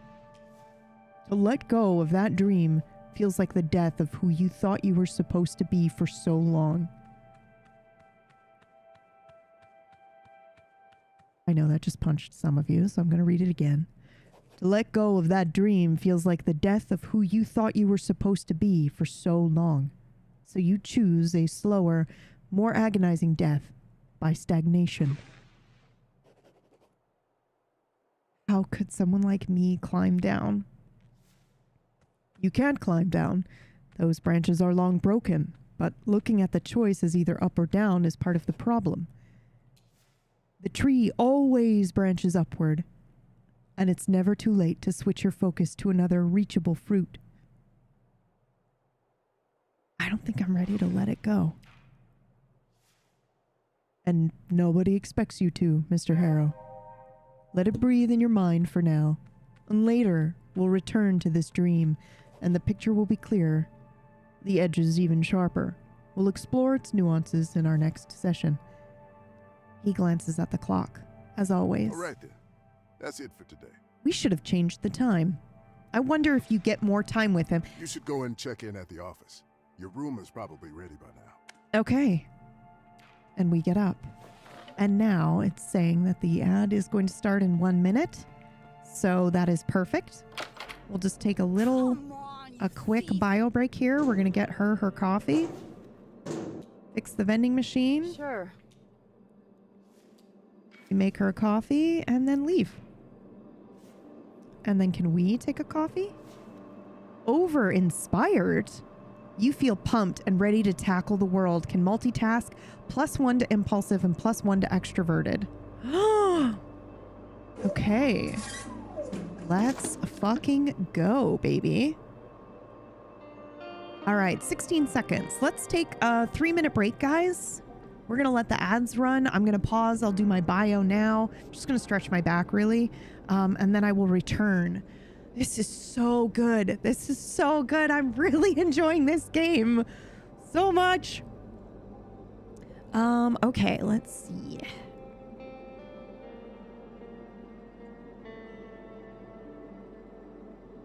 I will do this. Maybe? Ah, perfect. Okay. Gonna throw some things in here.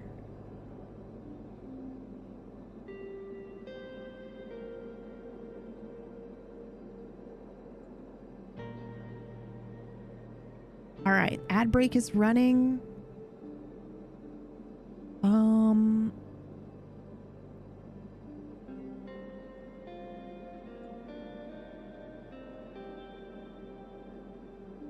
And I think that's it, right? That's all I need at the moment. Yeah, perfect.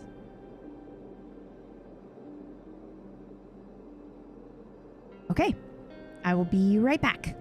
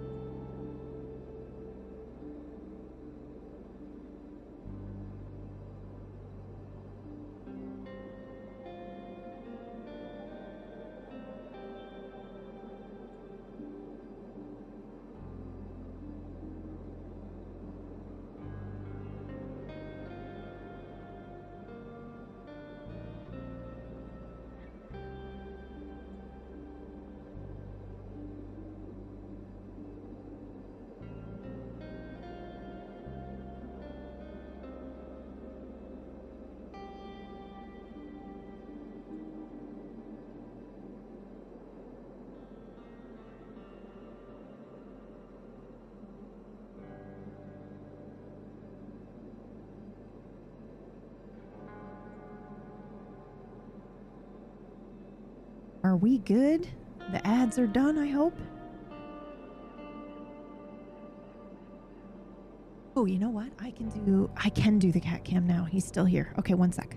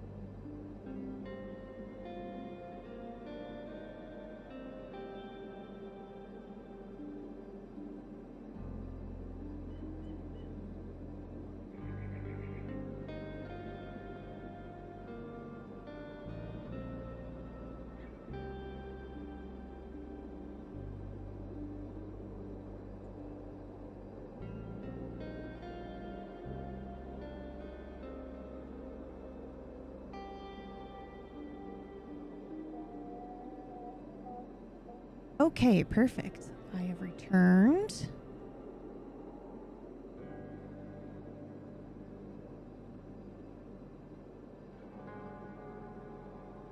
I think he is slightly out of focus, though.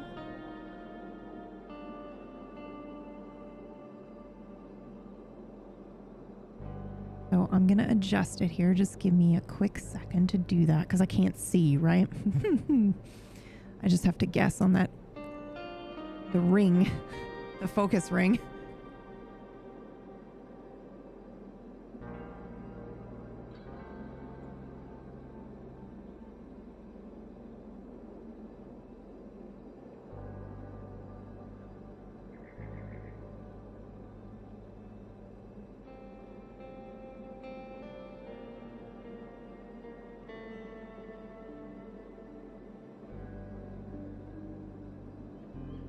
Damn, dude. Yes, I am excellent. Okay, I got it. Oh, the reason I can't just like set it and leave it is because obviously I have the cam set to the cat bed that's attached to my desk. And then also I can point it at the cat tree. But I have to like change it when I do that. So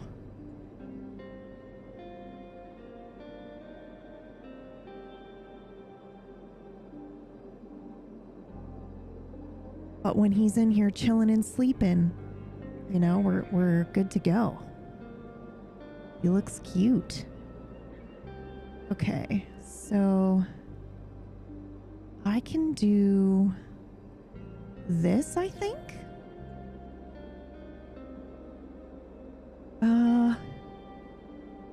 What is the one?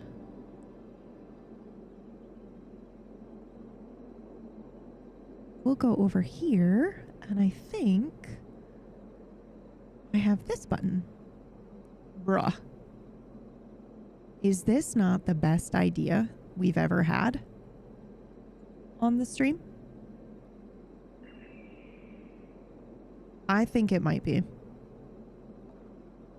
I think this might be the best idea we've ever had.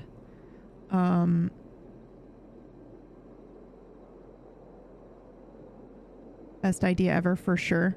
Yeah, let me do this as well here. You guys can't see his adorable little fucking paw. So let me do that. You can see him now, right? Oh my god, dude. Yeah. He's so cute. He's so fucking cute. Okay. Just in case you were wondering, that is a live cat cam. That is him. That's not a photo. That's him with his fucking ass hanging out. His little booty hanging out. He's so cute, dude. Okay. Let's see where we're at. He's so still. He is breathing, right? Okay, reading Dr. Fink's letter to Judy dissolves the enigma. He's fragile, fallible, and unmistakably human. Strangely, the thought brings a warm smile to your face. I regret not reading all of these. I'm so sorry. He wrote a case study of an astronaut who exhibited slight agoraphobia and later died in a space accident. Can I hit this button here? Hold to wrap up. Mission completed. Okay. You know what else is interesting? You know, if this entire game, you know, here, hold on. I should maybe move the map so that you guys can see. Surprised it took this long to get cat cam.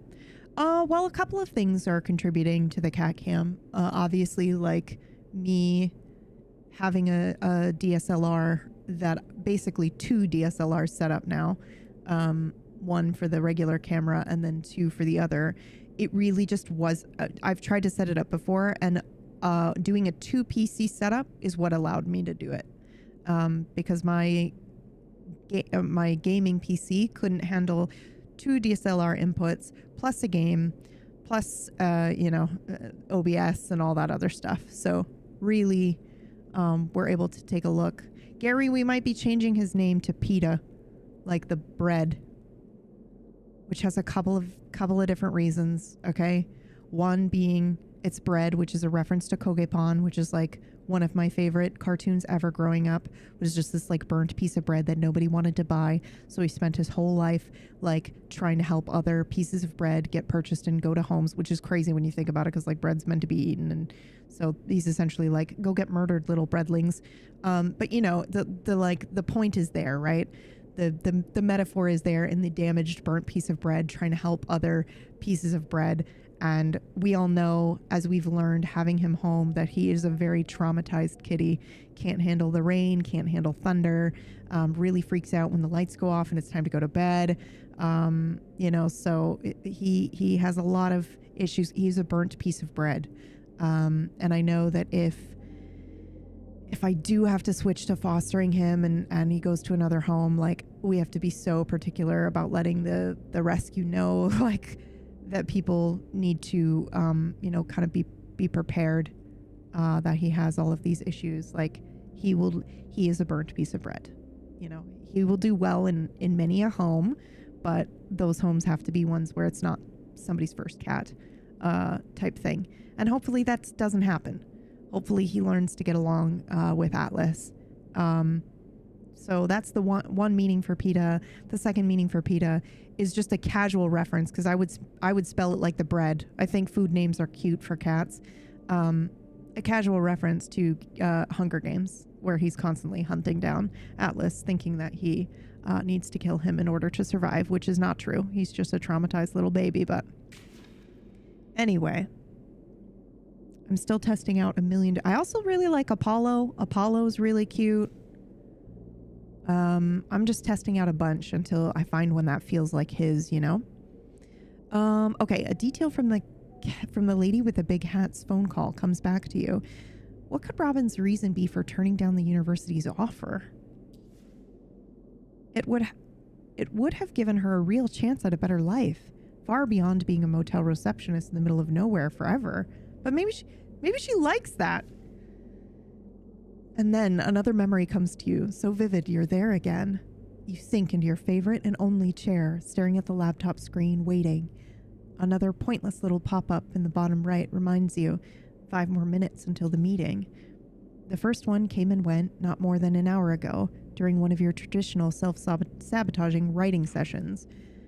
You wouldn't have noticed it at all if it hadn't synced, almost mockingly, with the blinking cursor on the blank document you've had open for longer than you'd like to admit. 5 minutes. Just enough time for your mind to drift, or decide which version of you will log onto the online meetup. Both possibilities unsettle you. Better try something else. What? Glance at the clock on the wall opposing you. Still 5 minutes before 8 p.m. Is this when we got fired? Hold on, guys. This is big. Everybody pay attention. Still 5 minutes before 8 p.m. However, its warm analog face and the smooth sweep of the second hand feel far less threatening than the cold digital countdown on your screen. Come to think of it, who even scheduled a meeting for 8 p.m.? Someone who wants to send a message. The kind that says, I own your evening, too. Or we're no longer in need of your services. Yep, they're firing you at the end of the day. It's not like they're interrupting a particularly productive writing session, at least. The clock has not yet hit 7:59 when the ringing starts and the notification announces Patty Webloom, HR, is calling you.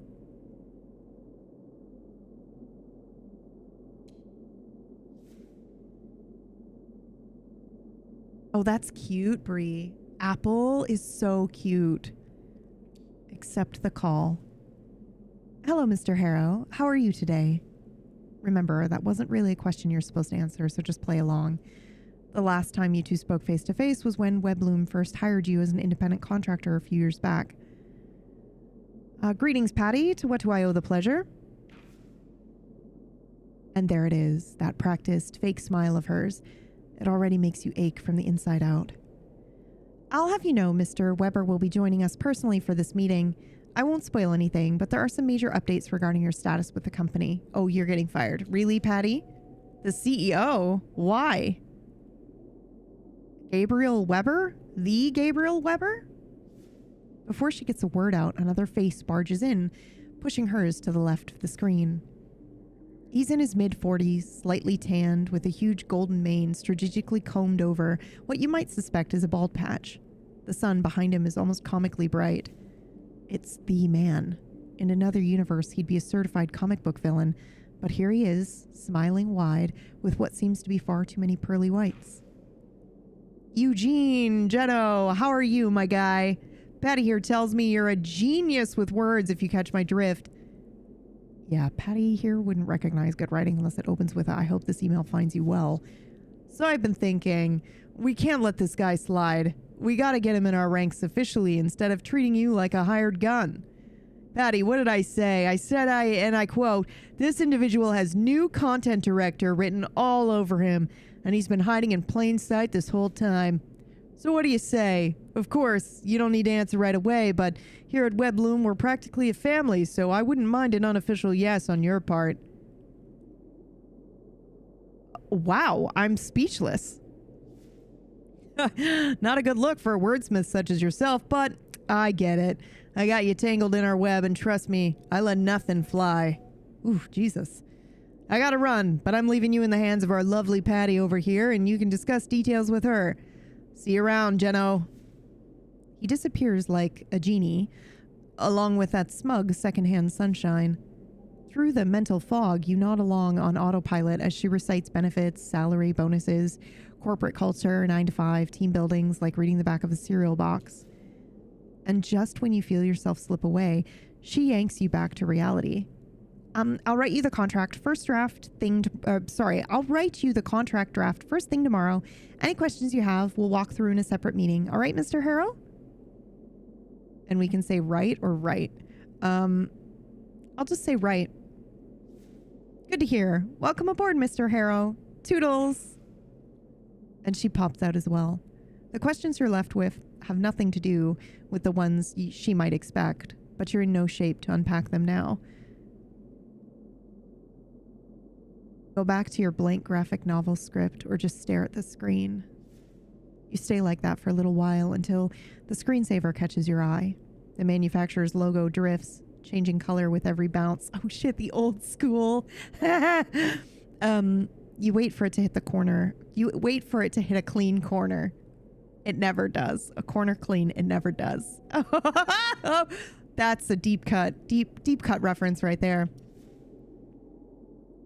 Oh my god, he's so cute. I'm gonna puke, dude. I'm gonna puke. I'm gonna puke. Look at how cute he is. Oh my god. With his little butt. His little butt. I just want to go grab him and shake him and wake him up, but we're not going to do it.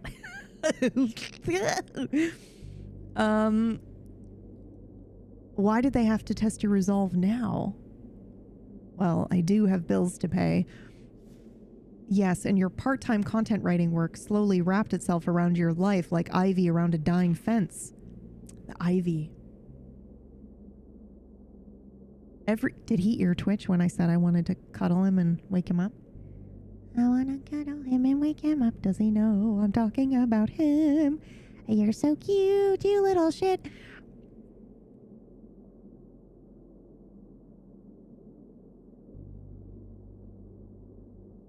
Bro. Oh my god. Oh yeah, he heard me. He was like, no, get away from me. Don't come anywhere near me. I'm busy. I'm trying to sleep. Stop being so loud. Okay. Every assignment has you wearing a new voice, a different pseudonym, another persona. At first, it felt like harmless roleplay, but now you're not sure where the masks end and you begin. It was all meant to be temporary, a financial crutch while you work on important stuff. But in reality, you rarely get to return to your true self. This is the tree and the apple, right? So his dream was to be a writer, and then by taking this job, right, his dream of doing his own thing, his own creative stuff, petrified before his very eyes. And now he feels trapped financially, whatever. by this job. But we know he gets let go, right? A graphic novel writer. But if this part-time work takes up all of your life anyway, wouldn't it be smart to admit your plan is not working and accept all the benefits of steady full-time employment? No, I will not quit my dreams for safety and convenience. Okay, so the other alternative is that he doesn't take this, right? And continues his stubborn pursuit of the graphic novel. True, admitting the failure would feel like killing the real you, but is he really alive anyway? You go back to your email or you go back to your computer and open your email. She said she'll send you the thing tomorrow, but it's better to get this over with immediately.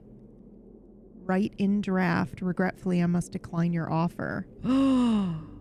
Oh my God. Wow. Judy the astronaut. An astronaut named Judy died on an accident during the Guiding Light mission. Okay. What could be Robin's reason for turning down the university offer? It would have given her a real chance at a better... Okay, we read that already. I feel like as you get older, I feel like when you're really young, you think like, you know, maybe this is just small town mentality of thinking like, oh, you know, going to a bigger town. And in some ways, this is true. Like going to a different town or a bigger town and like experiencing, you know, city life or whatever it is going to give you, you know, it's just going to be like different and more exciting and more fun and make you happy. And then like the older you get, the more you're like, damn, man, actually a small town with like neighbors that you like is the way to go. You know, is that just me or am I just tired of being in a big city where it's like, actually, man, damn, my parents had it right going to a small fucking town. Oh yeah, I'm so tired of big city life. It's just like, it just gets old, dude. It just gets old. The quiet, slow life is the life for me. No, I don't. Okay, I'd like a word with you if it's not a problem. We whisper apologetically. Hello, okay. Mr. Harrow. How are you? Are you ready to check in? Can I take my phone back? I can help you do this find whole it. thing? It's on your charger. It has a cracked screen. Okay, but can you tell me? All right then. I hope it's here. Okay, thanks. Thank you for your trust. It's fully sir. charged. All right then. So number 6, the last. Okay, perfect. We did it, guys. We did it. All right. I'm here if you need anything. Enjoy your stay, I guess. Okay, but 4-digit PIN request. It's not going to let me do this until I discover it in the game, according to the game. Okay. So I also don't think that the date that we found for Frank's, like on the letter is the date that she died, obviously, because in the letter he's talking about, you know, how she's already died. It's been some time after that. So we need to find the date of the accident, I think. So if we don't find that from Riley, maybe we can find that from like Maxine or somebody else nearby that knows that information. Okay, so for the fossilized identity, let's see what we need to do next. Oh, right. Dr. thinks that clinging to your old identity at any cost is dangerous. You aren't keeping your old dreams alive. You're using them as a tomb. You should talk with him about this. Okay, so that would have to be tomorrow. So why don't we head...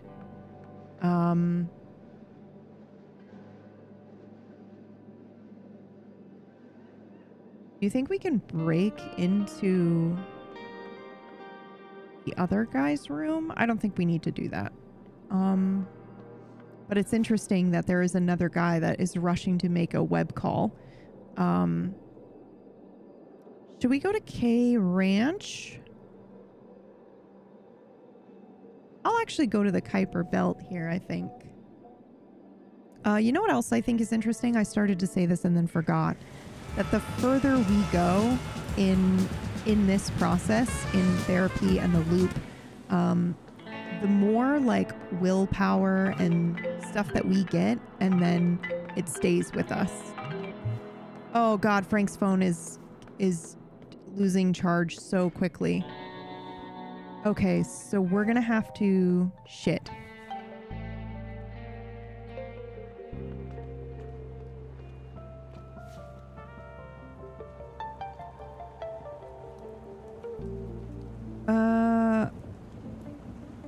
We drove north already.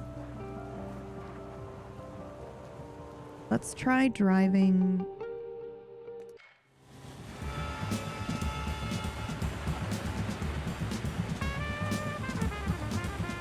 We've used this to drive back to the motel as well. But I haven't been here at the roadblock in quite a while. Oh my God, there's our car as well. Whoa, the old overpass. We can walk up and sit down.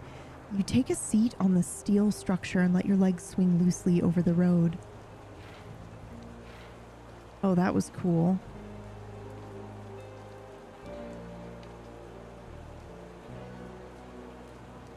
Some of this we've already seen and explored. All right, let's go to the... Let's go back to the hotel. We need to give her Frank's phone until we're ready to use it, you know?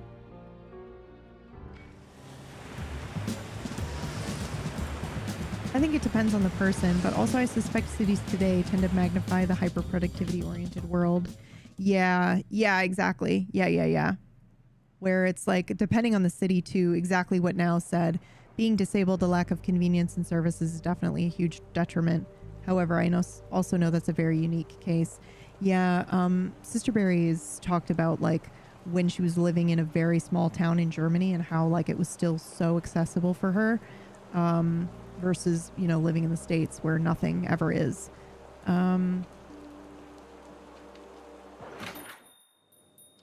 Okay, so I think we're gonna take the cheap looking pen. Then we're going to talk to her. We're going to charge our phone.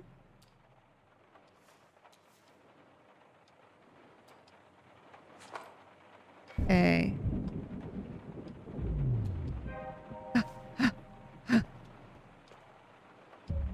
Damn it. Let's... Oh. I wonder if we can... I'm just going to pass the time here with a doodle because we haven't done that yet. Until the loop ends or until Frank's phone is charged. That's interesting. What to draw? So many different possibilities. I can't decide, and so I dropped the pen. I'm over-inspired, bitch, and I still can't draw it? Come on. Okay. We can't sit in the chair and wait either. We gave up Frank's phone at the desk. So really, I think all we can do right now, well, not really all we can do, but one of the main things we can do, oh my God, so cute, is, ugh, it's disgustingly cute. Is wait for it to end, even though we're over inspired, man. So good.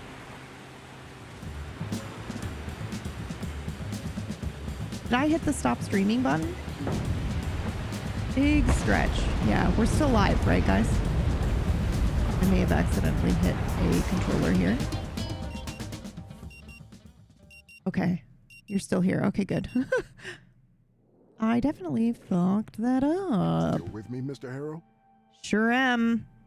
When am I not, bud? When am I not? Can I move these? Why are you doing this to me?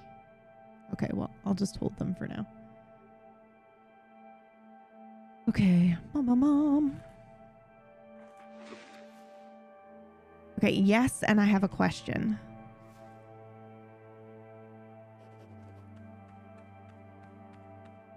Will you help me figure out whether an insight I had recently actually makes sense? An insight? That sounds promising.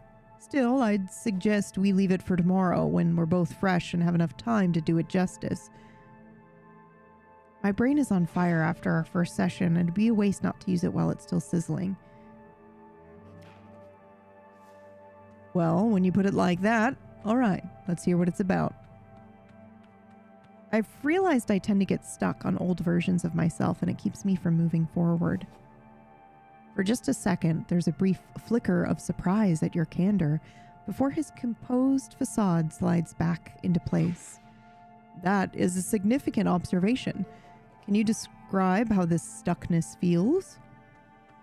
Holy shit! Both of these are so good, dude. Listen to this. It feels like I'm honoring a promise I made to a ghost.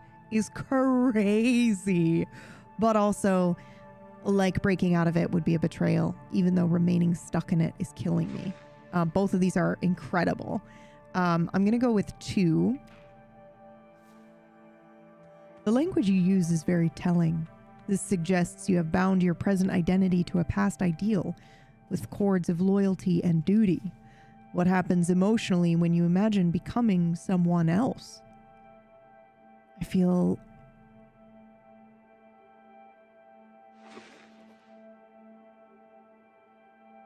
I become terrified that if I give up on becoming this ideal version of myself, everything will become meaningless.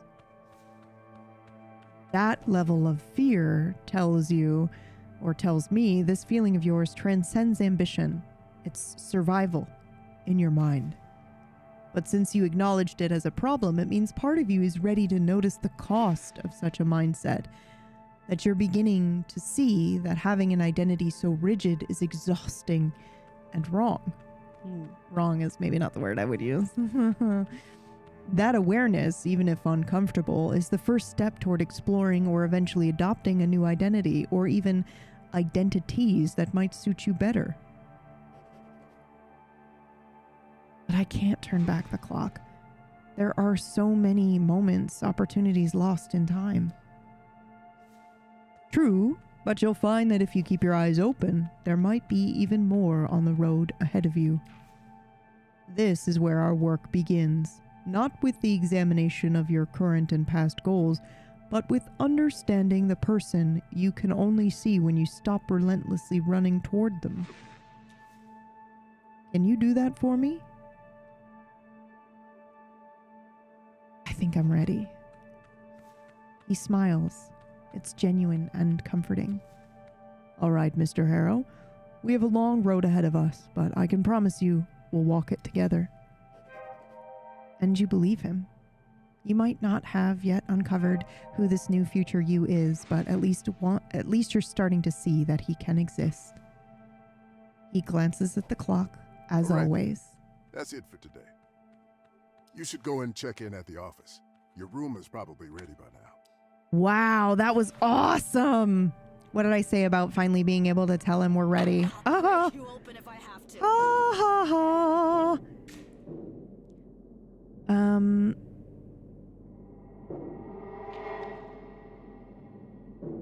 Cool. Cool. That was awesome.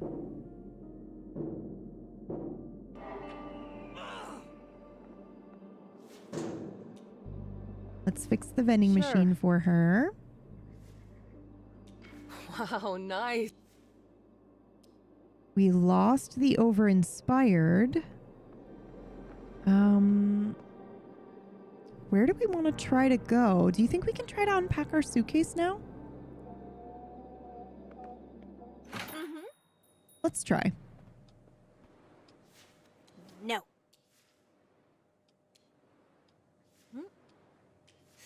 Oh, hello, Mr. Harrow. How are you? Are you ready to check in? All right then. So I'd like to get back into my room. We're not going to take the phone because we don't All right. need to do it yet. We're just going to leave it there fully charged for when we pick it up.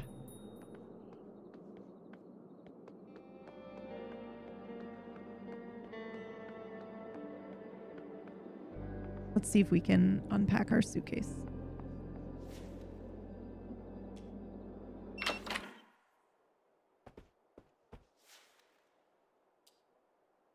All right, never mind. We can't do that. That's okay. Little twitches in his sleep. I know, he's so cute, dude.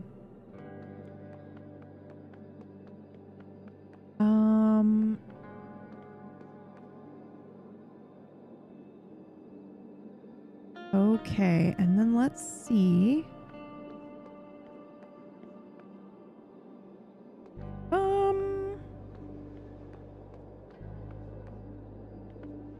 The ranch. I wonder if we can... Well, here's the thing. If we go to the ranch, it takes us straight to... Because it takes forever to get there. And I don't think we can break in again. But let's try anyway.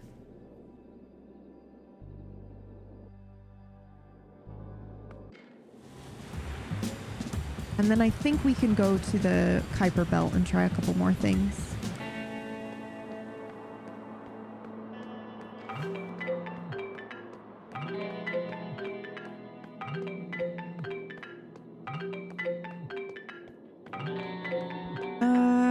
Okay, I'm going to put this on silent and ignore it.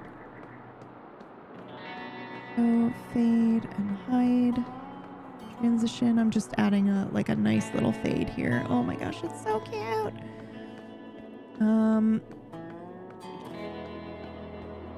Okay.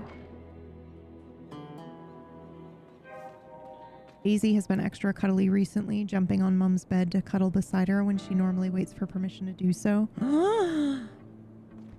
Okay, yeah, it takes us to 841 each time.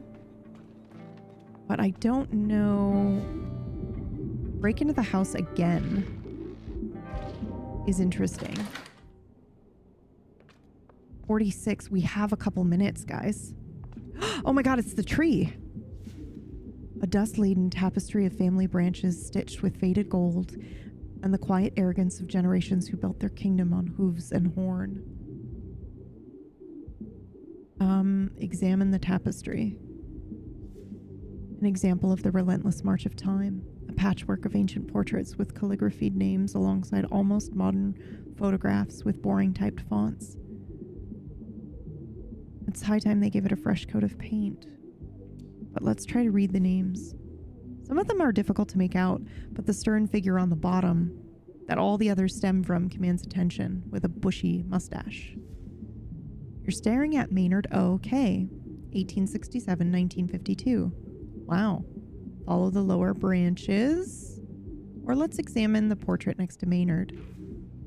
A young woman gazes out of the vignette, every line of her poise whispering nobility, but her eyes, disciplined, glazed mask sorrow, decades in the making. The name of the plaque reads Lucretia K., 1881-1958. We're going to follow the lower branches here. Oh my god, I'm gonna die. Oh my god, I'm gonna die. Look at how cute he is. He's so fucking cute. For Maynard's elaborate frame, the vine splits neatly into two. I'm going to die. He's so cute. The first name, Alexander M.K., 1913 to 1928, rests beneath a portrait that mirrors Maynard almost exactly, minus a few decades and the formidable whiskers. A quick tally of the years makes it... Oh, I should not be staring at this painting. I should be going and exploring who's in the house. The second portrait, or rather an absence, draws far more attention. Oh my god. It looks as though it was scrawled over in charcoal, or perhaps used as an ashtray. The name is just as hard to make out, but with some effort you manage to read it. Philip M.K., 1913 to 1967. Huh. Alexander and Philip must have been twins. Impossible to tell from their photographs. Really? From this point on, the portraits appear more youthful. Not the people themselves, but the cameras they're cast in. Wait. That's Walter? Despite his age, he looks strong, confident, strapping even. Not at all the man you imagined when you heard he's missing. What about Walter's wife? Helen Kay from 1952 to 1990. The portrait shows a stern blonde woman whose face says she's ready to carry babies or a rifle, or both. Maxine and Alexander, born in 1986. Okay, another set of twins for the family. You can somewhat see the family resemblance, but it looks like Maynard's genes skipped a beat here. When you really look at Alex's spindly face, he closely resembles grandfather Philip. But there's Maxine, the woman who takes no bullshit from anyone. She's staring at you from a gilded, ornate frame. The tree ends here. I guess that's all there is to see. Shit! All right, we gotta go back, Kate. We gotta go back.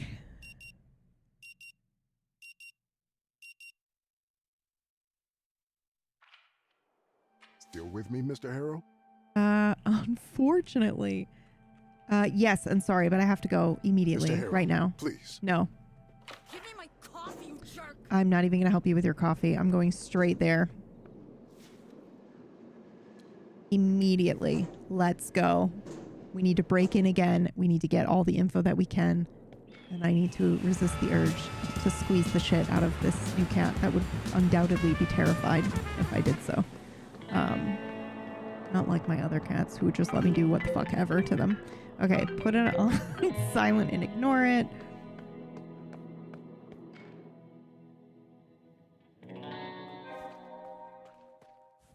Okay. Still 37, so there's no way we can get here sooner than this, but that's okay. Let's go. Break in again. Okay. What else can I interact with? Can I go? We can go up the stairs. Oh no, those are broken. What? Oh my god. What am I even looking for? A metal cabinet which somehow escaped the teeth of rust. Ooh! With an intricate golden insignia above the drawers. Looking at the letters more closely, you see they spell out Philip K. A couple of drawers are half open, revealing that they're filled with documents and dust. Holy shit, what kind of madman gathered all of these? Madman or workaholic. It's all a matter of perspective. Oof. Oh.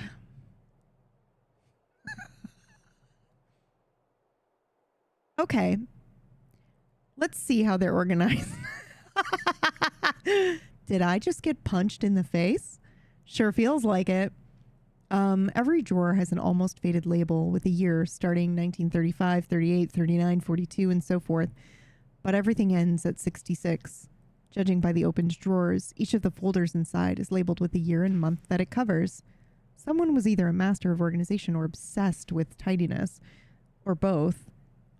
Okay, well, let's take a look at some of them. There are thousands of documents in this monstrosity. It's like someone even kept the receipts for chewing gum. No way you can just casually inspect them. It would take too many loops with just a few minutes that you get in this house. So you'll have to look for something specific. It's not a matter of time, it's a matter of willpower. Have you already forgotten the age before computers and the internet? It wasn't that long ago. True, you are old. Oh, fuck. Okay, let's see what else is in here. Is this how no matter the source, water follows the course it's given? Okay. Is that just life? Good God. Unlike the other shelves, this one is colorful. The hues are faded, dried by some time, but they still stand out of place almost. Ooh, let's look at the blue covered books. They're cheesy romance novels, all of them. Old ones, really old, early 20th century by the looks of it. Inside, a damsel in distress, a mysterious but devastatingly handsome stranger who turns out to be wealthy too. They fall in love against all odds and live happily ever after. Yo, you know what I learned recently, like this last week, because somebody said something stupid on not Twitter, but Threads, which is apparently the same thing as Twitter, just on Instagram. Somebody said something stupid, which is always the moment where I get to learn something new. But somebody had said, I guess it wasn't even just somebody. It was the official, does somebody know the lore I'm about to drop here? It was the official, some publisher's account, Twitter account or Threads account or something. And they said, not every story needs a happy ending, including romance novels. There, I said it, or something. Hot take, some hot take bullshit. And then a bunch of people were like, actually, that is the definition of a romance novel, is that the happy ending is guaranteed. And I was like, wait, what? Like the official romance genre, apparently, it's like guaranteed that there's going to be a happy ending. I didn't know that. Is that's fun. I learned something, and now you've learned it as well. Okay. Happily ever after. Really? That sounds strange. Guaranteed happy endings, eh? Apparently, well, not like, well, I guess, Polly. I guess both. But apparently that's part of it, part of the genre of the traditional romance novel. If it's classified under romance, you're expecting a happy ending. Lol. All of it's set in the cowboy era, herds and horses galloping across ranches, lavish parties and grand manners. Love triumphs always. If it's not a happy ending, it's a drama. Yeah, they'll classify it as something different. But everyone was up in arms about it because an official publisher account did it. And they're like, you're a publisher. You should know that the happy ending is baked into the romance books. Like, that's part of the genre. In the cheesy ones, in the cheesy romance novels. Okay. Wait. Oh, I can't examine the other books. Okay. This shelf holds plenty of thinner books and magazines. Look at the titles. Mostly magazines and publications from the late 80s. Some crumble in your hands, releasing a dusty cloud that stings your eyes. Each one carries something about Walter Kay's For Our Children movement. Interviews, analyses, opinion pieces, analyses. Seems Walter dabbled in politics, too. These rich types always think they're born to rule. A few articles are circled over and over, with words like lies and traitors scrawled angrily in the margins. Wait a minute. It looks like Walter didn't enjoy how the media portrayed him, or at least his movement. Huh. Maybe he just wasn't too good at representing his ideas. Easy to get lost in your own words when you're burning with anger. I look at the albums. Romeo and Juliet would be a good example, but everyone would know that since it's considered a tragedy. Exactly. Romeo and Juliet is labeled as a tragedy. The photographs look old, 30 years at least, all from gatherings, rallies, meetings. The striking figure stands at the center of them all, Walter Kay. Younger, sharper, almost unrecognizable compared to the photo of the man you've seen. It's hard to imagine someone that old ever looking this young.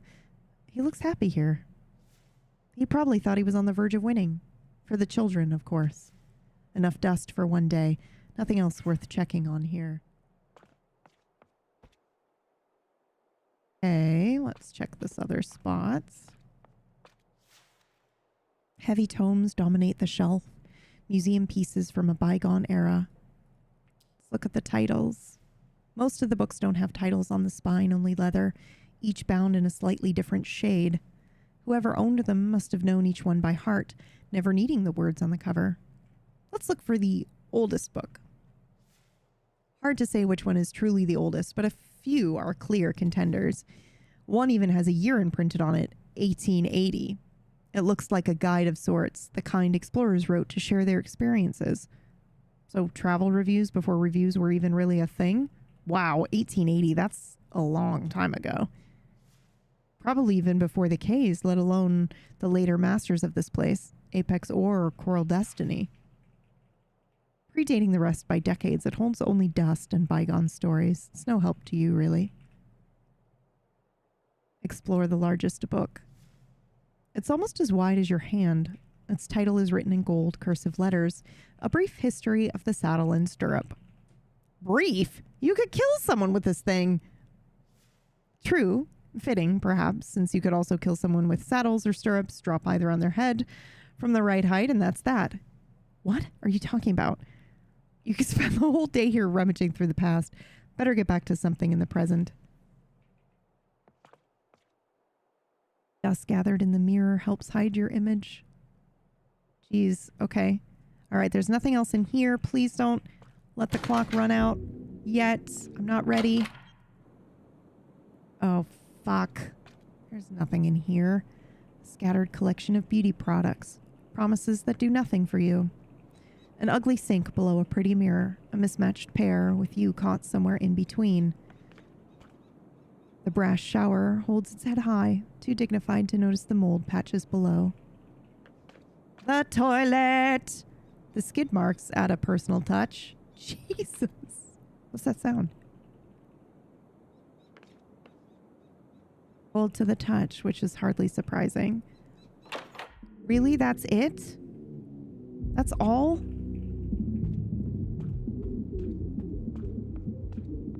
Okay, no, we can go upstairs. All right, awesome. 44, we're getting close to the time. An old school relic. Okay. We can knock on all the doors. Oh my god.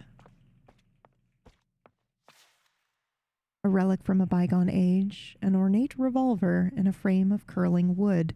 Below the antique is a plaque, Iron Fang 45, and below that, Maynard Orville K 1910. Ah, cool! Behold, an old cowboy hat, an outrider no less, a relic from simpler or maybe rougher times. Not paranoid, take the hat. I mean, it's not going to stay with that. I just want to see if we put it on. The rugged leather greets your fingertips, scarred by wind and sun. Beneath it rests a surprisingly soft lance strap, the kind of lance that would rather dance on a ballroom floor than face the desert grit. And yet it endured, shielding its owner from the elements day after day. It's no wonder someone saw fit to display it like a trophy of a bygone era, a reward for loyalty that outlasted reason. Try it on or pull a rabbit out of the hat. We got to try it on. This is ridiculous. Yes! Are you kidding me? It settles on your head with uncanny ease, like it was made for you. Feels like slipping into someone else's life. Someone bolder, that is. Anita. K-Ranch Cowboy. Superhero. That's right. A sharp reflection of a woman with unbreakable spirit and total disregard for anybody else's opinion. Turns out it was always about the hat. And now you've claimed a scrap of that power for yourself and gained an inspiration. Yes! All right, 45. We're getting really close to the wire here. The front cover features Walter K., younger and barely unrecognizable because of his long hair and full beard, among a group of heavily armed people. All knives, assault rifles, and dynamite sticks. The title is Grassroots to Bushfires, Walter Group, and For Our Children by Julian Georgeson. What? Let's read the blurb. Bothwood Chronicle proudly presents the 5th installment of the Georgesons book, A Tale of Three Towns, the impact of economic decline, and anthropological analysis. This issue is dedicated to the troubling times of the 80s, to the arrival of the Apex Ore Inc., and the reaction of the local populace from workers to former oligarchs. Okay. This issue covers the formation of the infamous grassroots Walter Group and its transformation into the short-lived yet potent populist For Our Children movement, and the enduring impact of both on Rue Valley. Published collaboratively by Bothwood Chronicle, Grey City University, and Coral Destiny's Community Relations Center. 5th issue? Jesus! People of Rue Valley clearly like to read about themselves. Fuck, that was useless. Okay. I do like that the white stuff you interact with isn't going to move the time forward, but the orange ones do. So that we can still read the lore and we know, like, okay, you know, you're not going to be penalized for really taking your time and exploring. That's it in here, though. Looks like anyway. Blue door. Let's go. The loud music is coming from behind this door. Open the door slowly. I knock, but nothing happens, so I'm gonna open the door. This is crazy. It's locked. Take a peep through the keyhole. At first, your eye meets only whiteness, but then you catch a drawn shape. A hand with an erect middle finger. We listen and wait for the song to finish, and that's it. The world ends, right? Shit. Nice. Okay, there was only one door we didn't explore, right? Which is this one over here. So we'll come back. I'm literally gonna do it again immediately. And it's almost time for table story, so it's kind of perfect, right? Still with me, Mr. Harrow? Yes, and I'm so sorry, but I have to go now. Mr. Harrow, please. Nope. Not quite. Not even helping you with your coffee, because that helped me last time get there in time. Let's go, K Ranch. Here we go.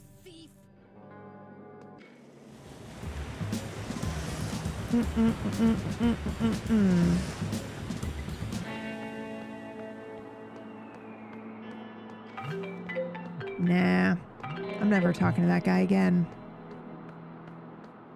Christine, how you doing? The art style is so cool. It's so good. I've been really, really enjoying this game.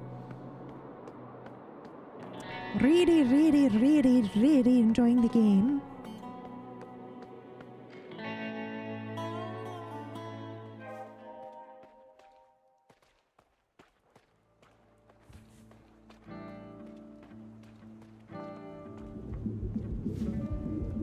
We're breaking in again.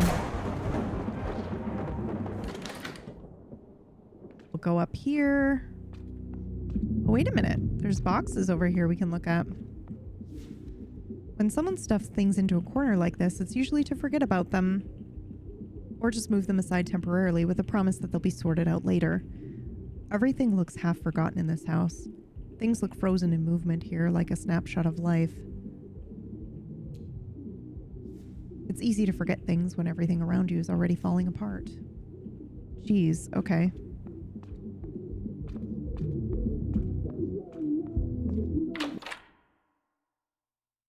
Okay.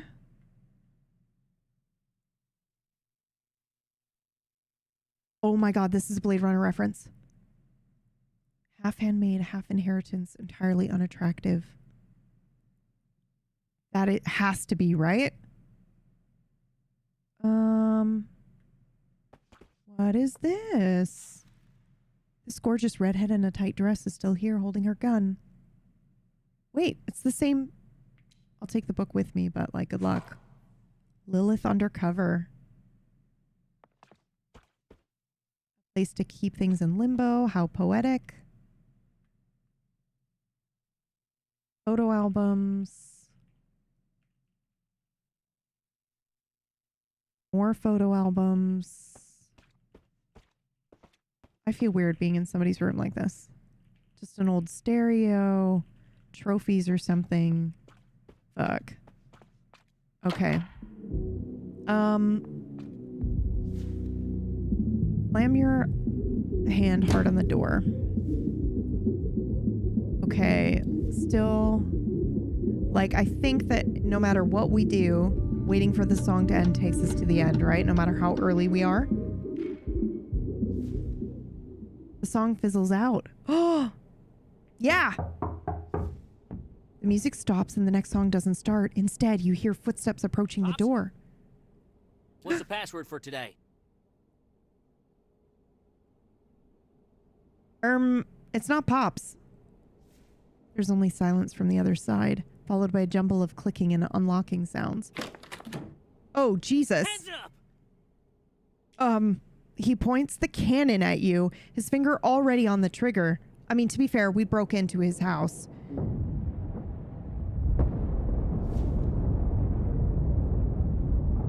But before you get a chance to react, you are interrupted by the familiar sound, followed by streaks of red light tearing through the small openings in an otherwise very secure house.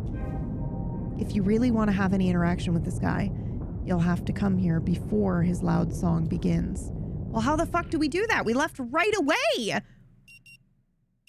Ah! Okay. Still with me, Mr. Harrow? Yes.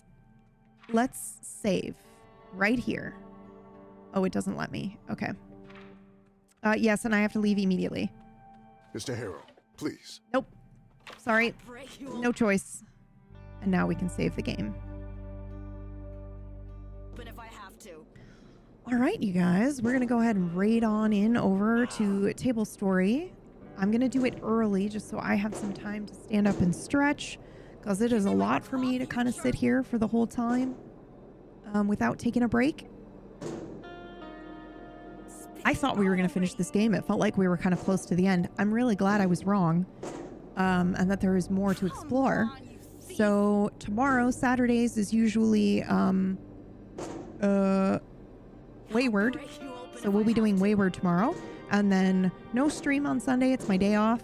And then we'll be back on Monday at 11 a.m. Eastern. He's so cute. With more Rue Valley. Thank you so much for coming out. And I'll see you tomorrow. Grab this button. Wait, does this work? Does this work? Do these work? Do these work? Oh, that's embarrassing. It's not working. Is it not working, or is it... Hold on. Is it not working, or is it just that we didn't have any subs today? Okay. I love you guys. I'll see you tomorrow. Spit it out already.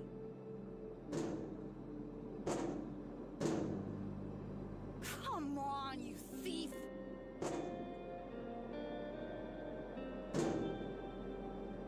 I'll break you open if I have to.